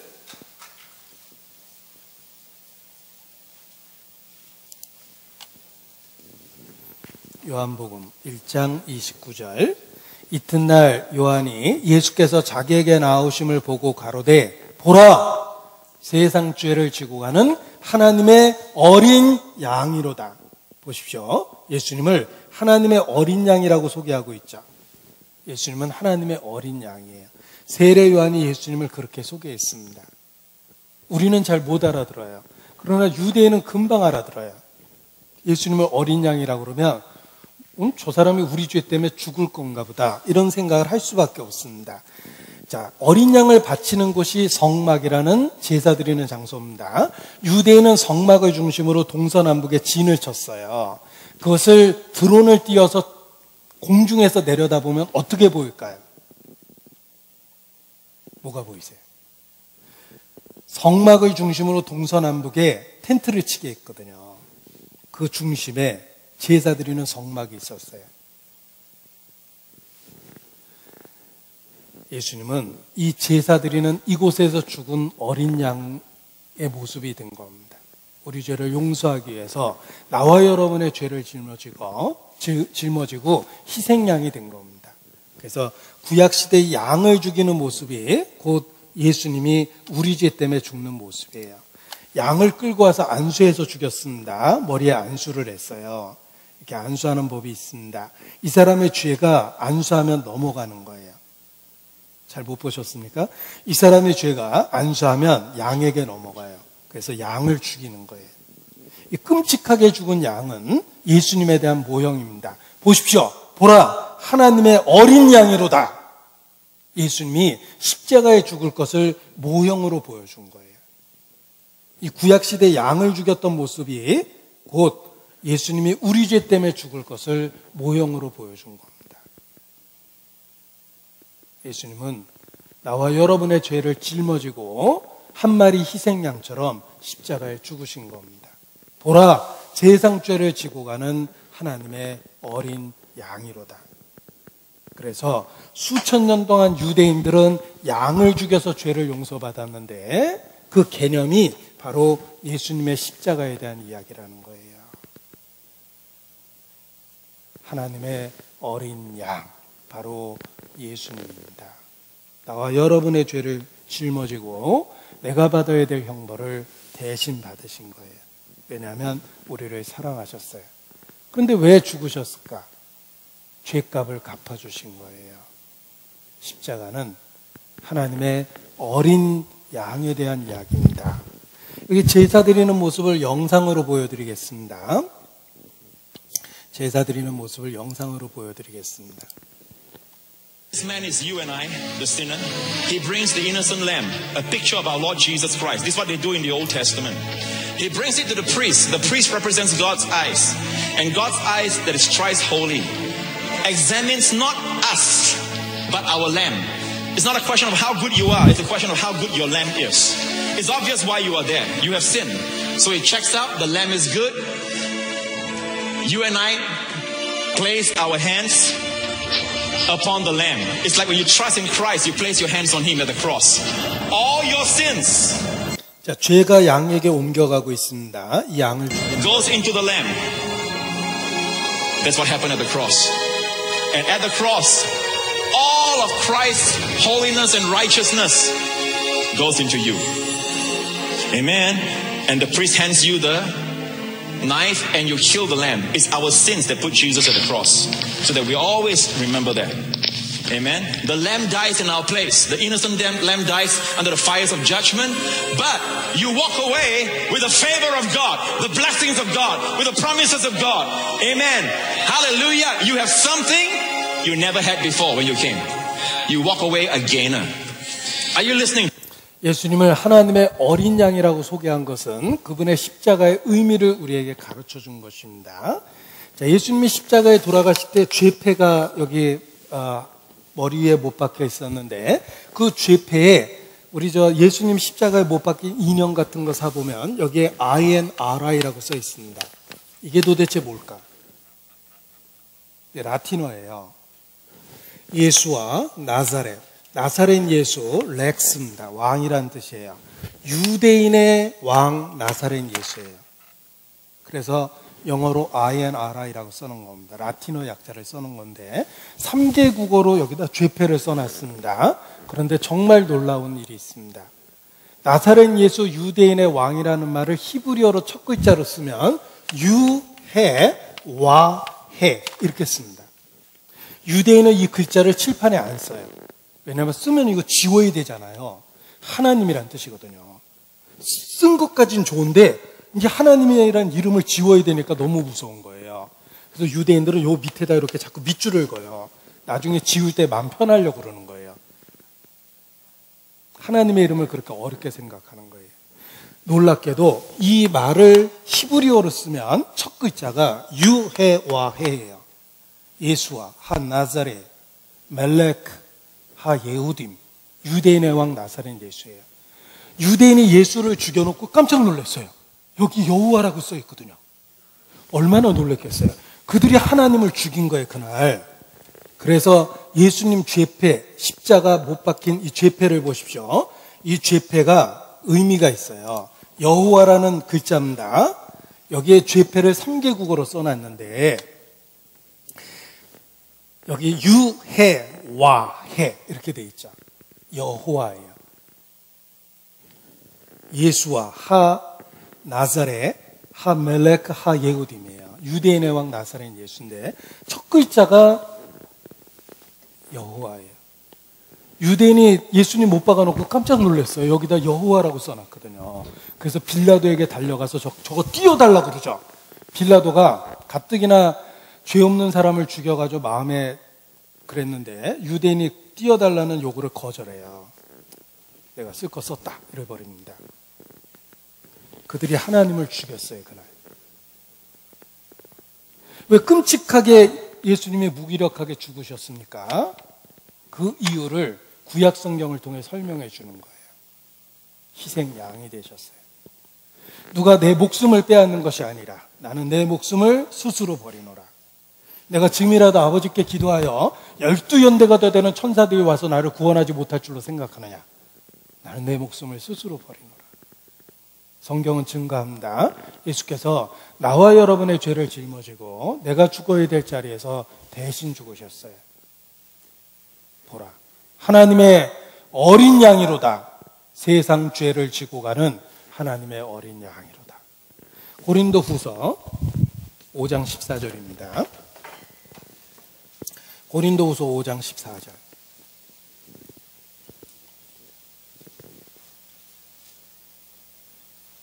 고린도후서 5장 14절. 그리스도의 사랑이 우리를 강권하시는도다. 우리가 생각건대 한 사람이 모든 사람을 대신하여 죽었은즉 모든 사람이 죽은 것이라. 이것이 십자가입니다. 한 사람이 모든 사람을 대신하여 죽었은즉 모든 사람이 죽은 것이라. 십자가예요. 한 사람, 예수 그리스도께서 모든 사람을 대신하여 죽으셨습니다. 평범한 백성 1000명을 포로로 끌고 가는 것보다 왕이 될 왕자를 포로로 끌고 가는 게 훨씬 더 포로로서 가치가 있습니다. 그래서 전쟁에 치면 다음에 왕이 될 왕자를 볼모로 잡아갔던 거예요. 중국에서. 예수님은 하나님 자신이에요. 모든 사람을 대신하여 십자가에 죽으셨습니다. 이것이 희생양의 개념입니다. 한 사람이 모든 사람을 대신하여 죽었은즉 모든 사람이 죽은 것이라. 화면을 봐주시기 바랍니다. 모든 사람을 대신하여 죽었은즉. 말씀 보여주세요. 제가 이 구절을 그 다음 구절을 표현했는데 대신하여 죽었다는 말에 표시를 했습니다. 모든 사람을 대신하여 죽으심은 산자들로 하여금 다시는 저희 자신을 위하여 살지 않고 오직 저희를 대신하여 죽었다가 다시 사신 자를 위하여 살게 하려 함이니라. 하나님이 죄를 알지도 못하신 자로 우리를 대신하여 죄를 삼으신 것은 우리로 하여금 저희 안에서 하나님의 의가 되게 하려 하심이니라. 반복적인 표현이 있죠. 대신하여 죽으셨다. 이것이 십자가입니다. 그런데 갑자기 와서 죽으면 혹시 못 믿을까 봐 구약 성경에 미리 예고하시고 자세히 기록하셨어요. 여러분, 예수님이 태어나기 700년 전에 예언되어 있었습니다. 이사야서 53장 6절입니다. 찾겠습니다. 예수님이 태어나기 700년 전의 예언이에요. 이사야서 53장 6절.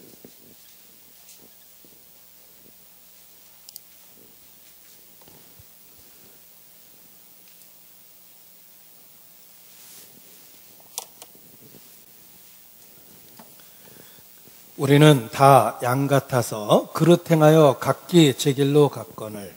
우리 죄악의 모습을 이렇게 표현했습니다.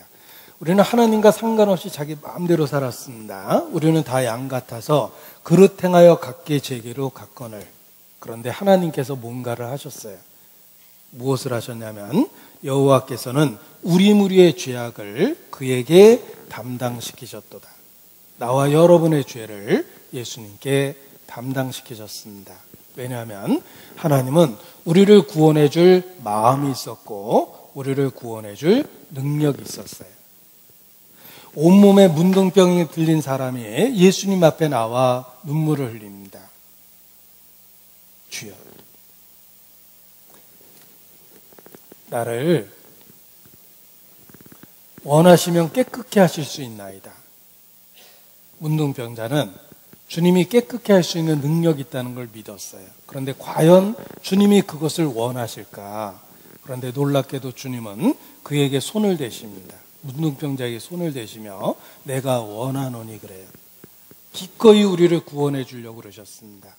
예수님은 우리를 구원해 줄 마음이 있고 능력이 있으셨던 거예요.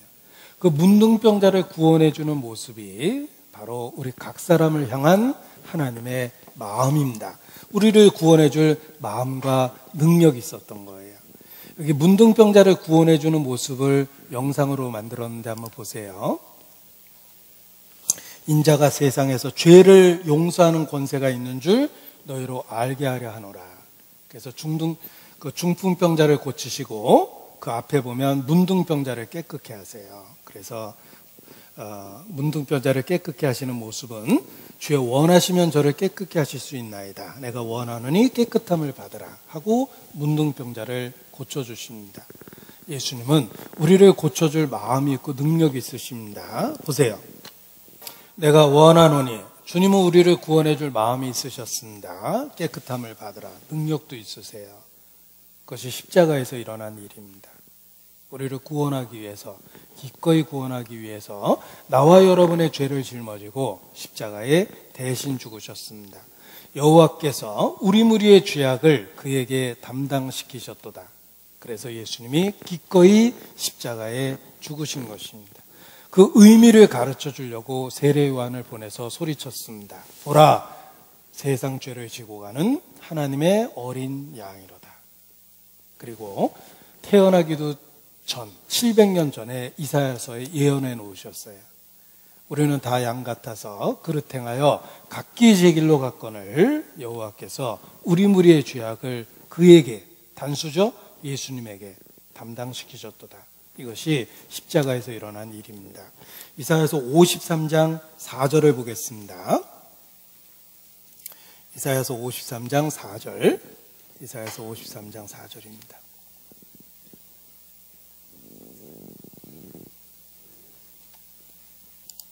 그는 실로 우리의 질고를 지고 우리의 슬픔을 당하였거늘 우리는 생각하기를 그는 징벌을 받아서 하나님에게 맞으며 고난을 당한다 하였노라. 그는 단수죠. 바로 예수님입니다. 예수님이 나와 여러분의 죄를 지고 십자가에 죽을 것을 말씀하셨는데 5절입니다. 그가 찔림은 우리의 허물을 인하며 그가 상함은 우리의 죄악을 인함이라. 그가 징계를 받음으로 우리가 평화를 누리고 그가 채찍에 맞음으로 우리가 나음을 입었도다. 그는 단수 예수님입니다. 우리 나와 여러분이에요. 그가 찔림은 우리의 허물로 인하며 그가 상함은 우리의 죄악을 인함이라. 그가 징계를 받음으로 결과가 생겼습니다. 우리가 평화를 누리고 그가 채찍에 맞음으로 그래서 결과가 생겼어요. 우리가 나음을 입었도다. 성경은 증거합니다. 예수께서 나와 여러분을 대신하여 십자가에 죽으시고 죄값을 십자가에서 갚아주신 겁니다. 여기 이사야서 53장 5절 다시 보십시오.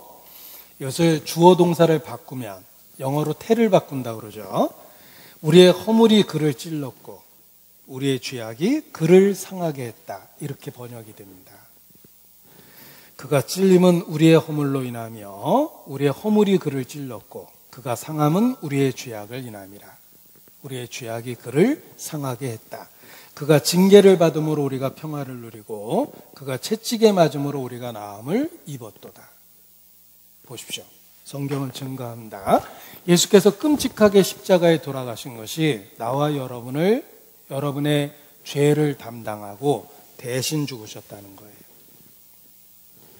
험한 십자가에 주가 흘린 피를 믿는 마음으로 바라보니 나를 용서하고 내 죄 사하시려 주가 흘리신 보혈일세. 험한 십자가에 주가 흘린 피를 믿는 마음으로 바라보니 사실을 받아들이려는 마음으로 보면 분명하게 알게 됩니다. 예수께서 나와 여러분의 죄를 지고 십자가에 죽으신 거예요. 그가 찔림은 우리의 허물로 인하며 그가 상함은 우리의 죄악을 인함이라. 그가 징계를 받음으로 우리가 평화를 누리고 그가 채찍에 맞음으로 우리가 나음을 입었도다. 보라, 하나님의 어린 양이로다. 세상 죄를 지고 가는 하나님의 어린 양이로다. 보십시오. 이 왼손이 나라는 존재입니다. 내가 평생 지은 죄를 책에 기록하면 성경보다 두꺼워질 텐데 하나님은 나를 미워하는 게 아니라 죄를 미워하세요. 그래서 오른손이 예수님입니다. 예수님을 이 세상에 보내셨어요. 여호와께서 우리 무리의 죄악을 그에게 담당시키셨도다. 내 죄를 예수님이 담당하고 십자가에 가셨습니다. 보라, 세상 죄를 지고 가는 하나님의 어린 양이로다. 세상 죄 지고 가는 어린 양을 보라. 세상 죄 지고 가는 어린 양을 보라. 예수께서 나와 여러분의 죄를 담당하고 십자가에 죽으신 겁니다. 성경은 증거합니다. 예수께서 끔찍한 고통을 견뎌내셨는데 우리를 구원하시겠다는 의지를 보여준 거예요. 화재 현장에 불이 난 상태에서 아버지가 잠이 깼습니다. 잠이 확 달아났어요. 온 주변에 불투성입니다. 매캐한 연기가 가득합니다. 옆에 잠들어 있는 아이를 이불로 감쌌어요. 그리고 싱크대에 남아있던 물 몇 바가지를 이불에 적셨습니다. 그리고 깍지를 껴서 그 아이를 잡고 이미 불이 붙어 있는 문과 복도를 향해서 달려갔어요. 우리 몸에 바로 불이 붙습니다. 소방관들이 문을 부시면서 아버지가 튀쳐나오는데 온몸에 불이 다 붙어 있었어요. 달려들어서 불을 껐는데 깍지 낀 손을 풀질 않았대요. 살이 타가지고 뼈가 보이는데 사람은 본능적으로 손발을 휘젓게 되는데 품에 안은 아이 때문에 깍지를 풀질 않았답니다. 그리고 소방관이 그 이불을 펼쳐드니까 거기서 아이가 살아있었어요. 생각해 보십시오. 자식을 품에 안고 불구덩이를 뛰어나가는 부모가 그 고통 속에서도 아이를 놓지 않은 이유는 자기 품속에 아이가 있었기 때문입니다. 예수께서 왜 그 고통을 견뎌내시고 부끄러움을 견뎌내셨을까? 우리를 사랑하시고 우리 죄값을 갚아주셨기 때문에 그렇습니다. 예수님의 벌거벗겨서 십자가에 못 박혔는데 부끄러움은 높은 사람일수록 가중된다고 그래요. 전쟁 때 궁녀를 빨가벗겨서 끌고 다니는 것과 왕비를 빨가벗겨서 끌고 다니는 것하고는 수치가 다릅니다. 사람은 신분이 높을수록 부끄러움이 가중돼요. 예수님은 하나님이 사람이 되신 분이에요. 그런데 인간을 구원하기 위해서 부끄러움을 개의치 아니하시고 십자가에 못 박혀 돌아가셨어요. 우리에 대한 진정한 사랑을 확실하게 보여준 것입니다. 험한 십자가에 주가 흘린 피를 믿는 마음으로 바라보니, 사실을 받아들이는 마음으로 바라보면 나를 용서하려 내 죄 사하시려 주가 흘리신 보혈일세 라는 걸 깨닫게 됩니다. 모든 찬송의 가사가 그렇습니다. 웬 말인가 나 위하여 주 돌아가셨나, 이 벌레 같은 나 위해 큰 해 받으셨나. 가사가 다 그런 내용이에요. 성경은 증거합니다. 내가 죽어야 될 자리에서 예수께서 대신 죽으신 거예요. 이사야서 40장입니다. 이사야서 40장.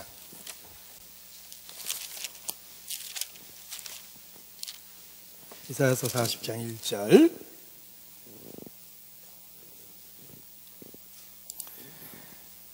너희 하나님이 가라사대 너희는 위로하라. 내 백성을 위로하라. 너희는 정다이 예루살렘에 말하며 그곳에게 외쳐 구하라. 그 복역의 때가 끝났고 그 죄악의 사함을 입었느니라. 그 모든 죄를 인하여 여호와의 손에서 배나 받았느니라 할지니라. 자, 너희는 정다이 예루살렘에 말하며 그곳에게 외쳐 구하라.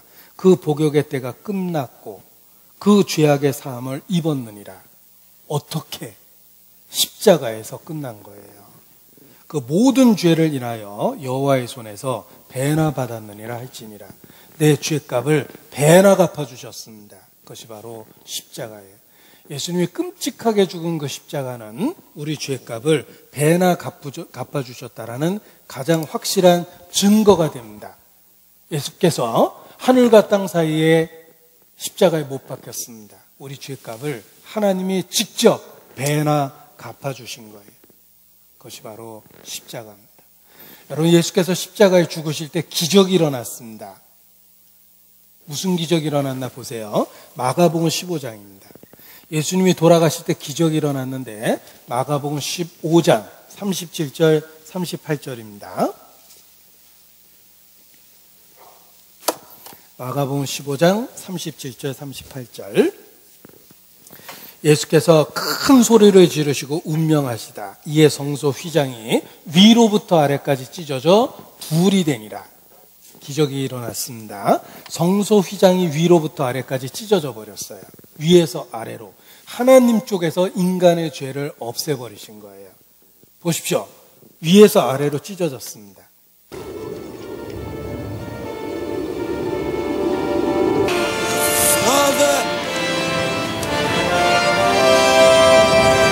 Father, I give you my spirit. It is finished.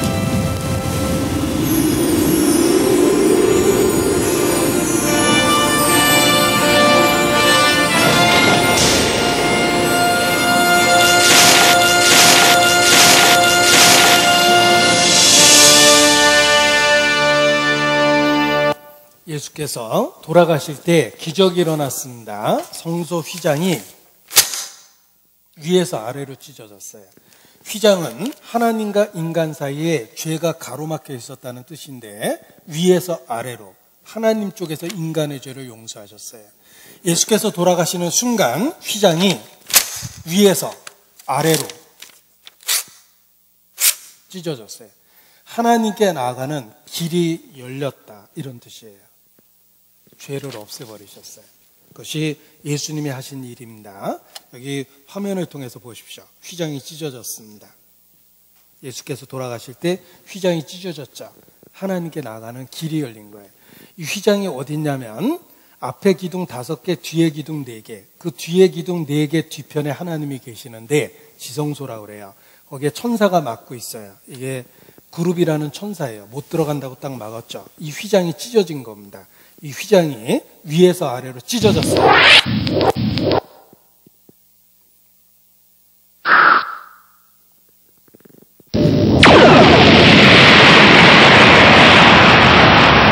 예수님이 돌아가시는 순간 하나님께 나가는 길이 열렸다는 걸 보여준 거예요. 휘장이 찢어졌습니다. 무슨 일이 일어났습니까? 예수께서 돌아가시는 순간 죄가 없어진 거예요. 너희에게 평강이 있을 때다. 하나님과 우리 사이에 죄가 없어진 거예요. 휘장이 찢어지는 것을 통해서 그것을 보여준 것입니다. 그래서 성령이 이로써 보이신 것은 첫 장막이 서 있을 동안에 성소에 들어가는 길이 아직 나타나지 아니한 것이라. 이 장막은 현재까지의 비유니 이에 의지하여 드리는 예물과 제사가 섬기는 자로 그 양심상으로 온전케 할 수 없나니, 장막이 있을 동안에는 하나님께 나가는 길이 막혀 있었는데 찢어져 버렸죠. 그래서 그러므로 형제들아, 우리가 예수의 피를 힘입어 성소에 들어갈 담력을 얻었나니 그 길은 우리를 위하여 휘장 가운데로 열어놓으신 새롭고 산 길이요 휘장 고처의 육체니라. 예수님의 육체가 죽임을 당할 때 휘장이 찢어졌죠. 하나님께 나가는 길이 열렸습니다. 그래서 예수 믿고 하나님께 나아갈 수 있게 한 겁니다. 우리가 그 안에서 그를 믿음으로 말미암아 담대함과 하나님께 당당히 나아감을 얻느니라. 길이 없으면 갈 수 없습니다. 예수께서 십자가의 죽으심으로 휘장을 찢어버리셨죠. 하나님께 나아가는 길을 열어놓으신 거예요. 내가 길이요, 예수 믿고 천국에 갈 수 있도록 길을 열어놓으신 겁니다. 그것을 시각적으로 보여주셨습니다. 예수님이 십자가에서 무슨 일을 했습니까? 길을 열어놓으셨어요. 휘장을 찢어놓으셨습니다. 하나님께 나아가는 길을 열어놨어요. 이제 예수 믿고 그 길로 천국에 갈 수 있게 해주신 겁니다. 하늘 가는 밝은 길이 내 앞에 있으니 슬픈 일을 많이 보고 늘 고생하여도 예수 보배로운 피 모든 것을 이기니 예수 공로 의지하여 항상 이기리로다. 하늘 가는 밝은 길을 열어놓으셨어요. 그래서 하나님께 나아갈 수 있게 된 겁니다. 온통 불이 붙어서 타 죽게 생겼는데 갑자기 벽이 무너지면서 바깥에 나가는 길이 열렸어요. 예수께서 하나님께 나가는 길을 열어놓은 거예요. 그것을 시각적으로 확실하게 보여주셨습니다. 그것은 휘장을 찢어버리신 거예요. 위에서 아래로 찢어버리셨어요. 길을 열어놓으신 거예요. 구주께서 죽으실 때 성전 휘장 찢어지어 구원의 길 여시고서 천국 기쁨 주셨도다. 찬송의 가사예요. 구주께서 죽으실 때 성전 휘장 찢어지어 구원의 길 열어 주셨습니다. 히브리서 9장 12절입니다. 가장 중요한 말씀입니다. 히브리서 9장 12절.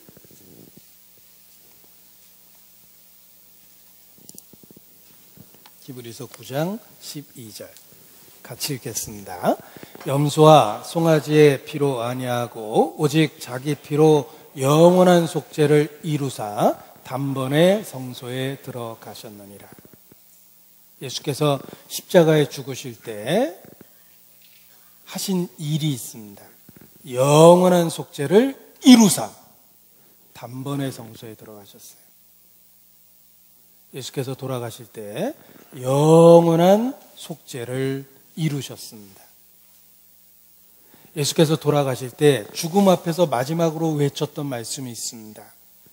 예수께서 지상에서 숨이 끊어질 때 마지막으로 외치셨던 말, 도대체 뭐라고 그러셨냐면 요한복음 19장 30절에 보면 그 마지막 말씀이 기록되어 있습니다. 보세요. 요한복음 19장 30절. 예수께서 신 포도주를 받으신 후 가라스 때에 다 이루었다 하시고 머리를 숙이시고 돌아가시니라. 다 이루었다. 원래 숨이 끊어지는 건 기력이 떨어져서 끊어지는 거예요. 죽는 거죠. 근데 그 순간에 큰 소리로 외치셨습니다. 우리에게 꼭 알려주고 싶었던 거예요. 다 이루었다. 도대체 무엇을 다 하셨을까? 영원한 속죄를 이루사 단번에 성소에 들어가셨습니다. 십자가에서 무슨 일을 하셨냐면 영원한 속죄를 이루셨습니다. 그래서 이제 예수님의 죽음을 통해서 우리와 언약하셨습니다. 그것을 신약이라고 그래요. 도대체 신약이 뭘까? 히브리서 10장입니다. 새 언약이 무엇인지는 아셔야 되겠죠. 히브리서 10장 14절 364페이지 히브리서 10장 14절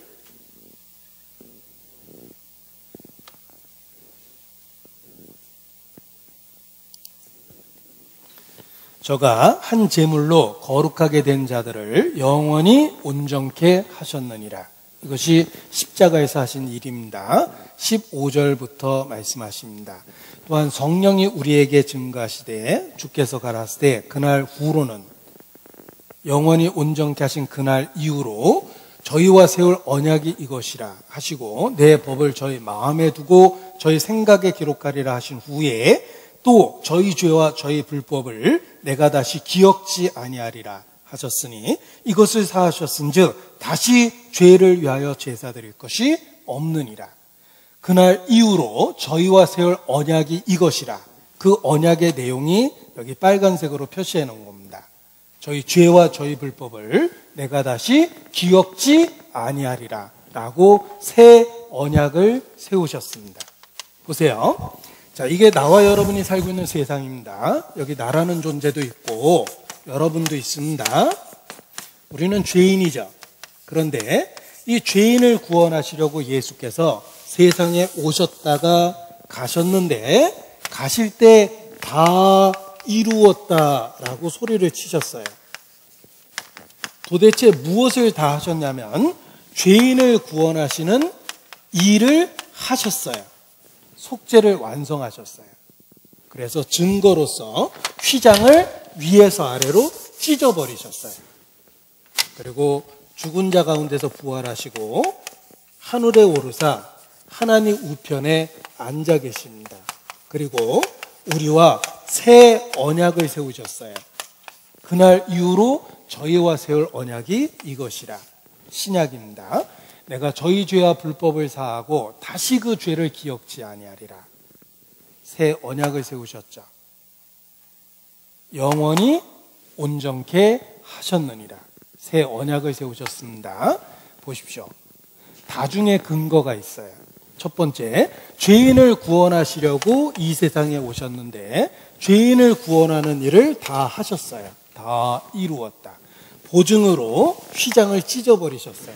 하나님께 나가는 길을 열어놓았죠. 그리고 영원한 속죄를 이루사 죽은 자 가운데서 부활하시고 지금도 보증인으로 하나님 우편에 앉아 계시며 이 모든 걸 근거로 우리와 언약하셨어요.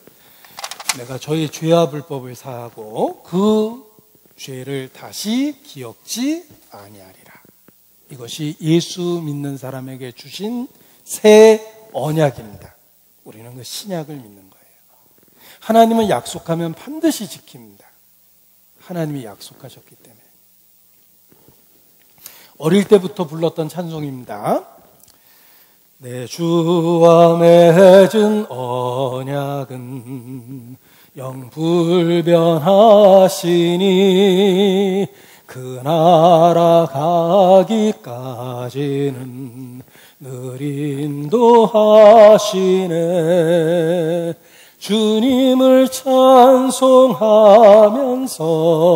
할렐루야 할렐루야 내 앞길 멀고 험해도 나 주님만 따라가리.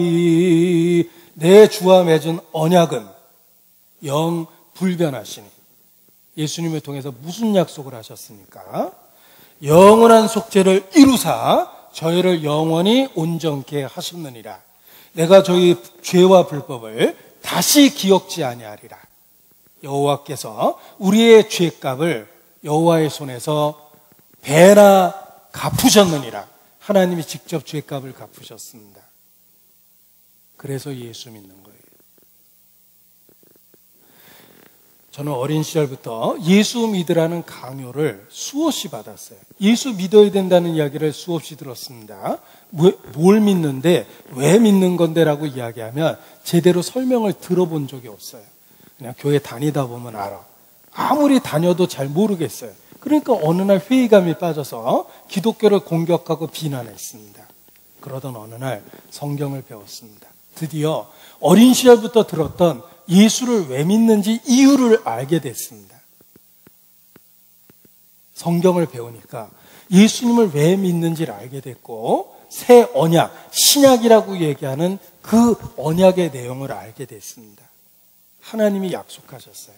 내가 너희 죄와 불법을 다시 기억하지 않겠다. 그래서 분명한 건 하나님 앞에 예수 그리스도를 통해서 내 죄가 용서됐다는 걸 알게 됐어요. 나도 천국에 갈 수 있게 하셨구나. 하나님이 약속하셨으면 사실이에요. 그래서 확신을 갖게 된 겁니다. 성경은 진리입니다. 예수님에 대한 이야기를 복음이라고 그래요. 여러분이 알게 되면 정말 기뻐할 수밖에 없습니다. 내일도 이 놀라운 복음을 더 자세히 말씀을 배우게 될 것입니다. 기도하시겠습니다. 거룩하신 하나님, 오늘도 하나님 말씀을 배울 수 있도록 은혜를 주셔서 감사합니다. 주의 진리로 더욱 가르쳐 주셔서 확신 가운데 변화될 수 있도록 붙잡아 주시기를 주님께 간구합니다.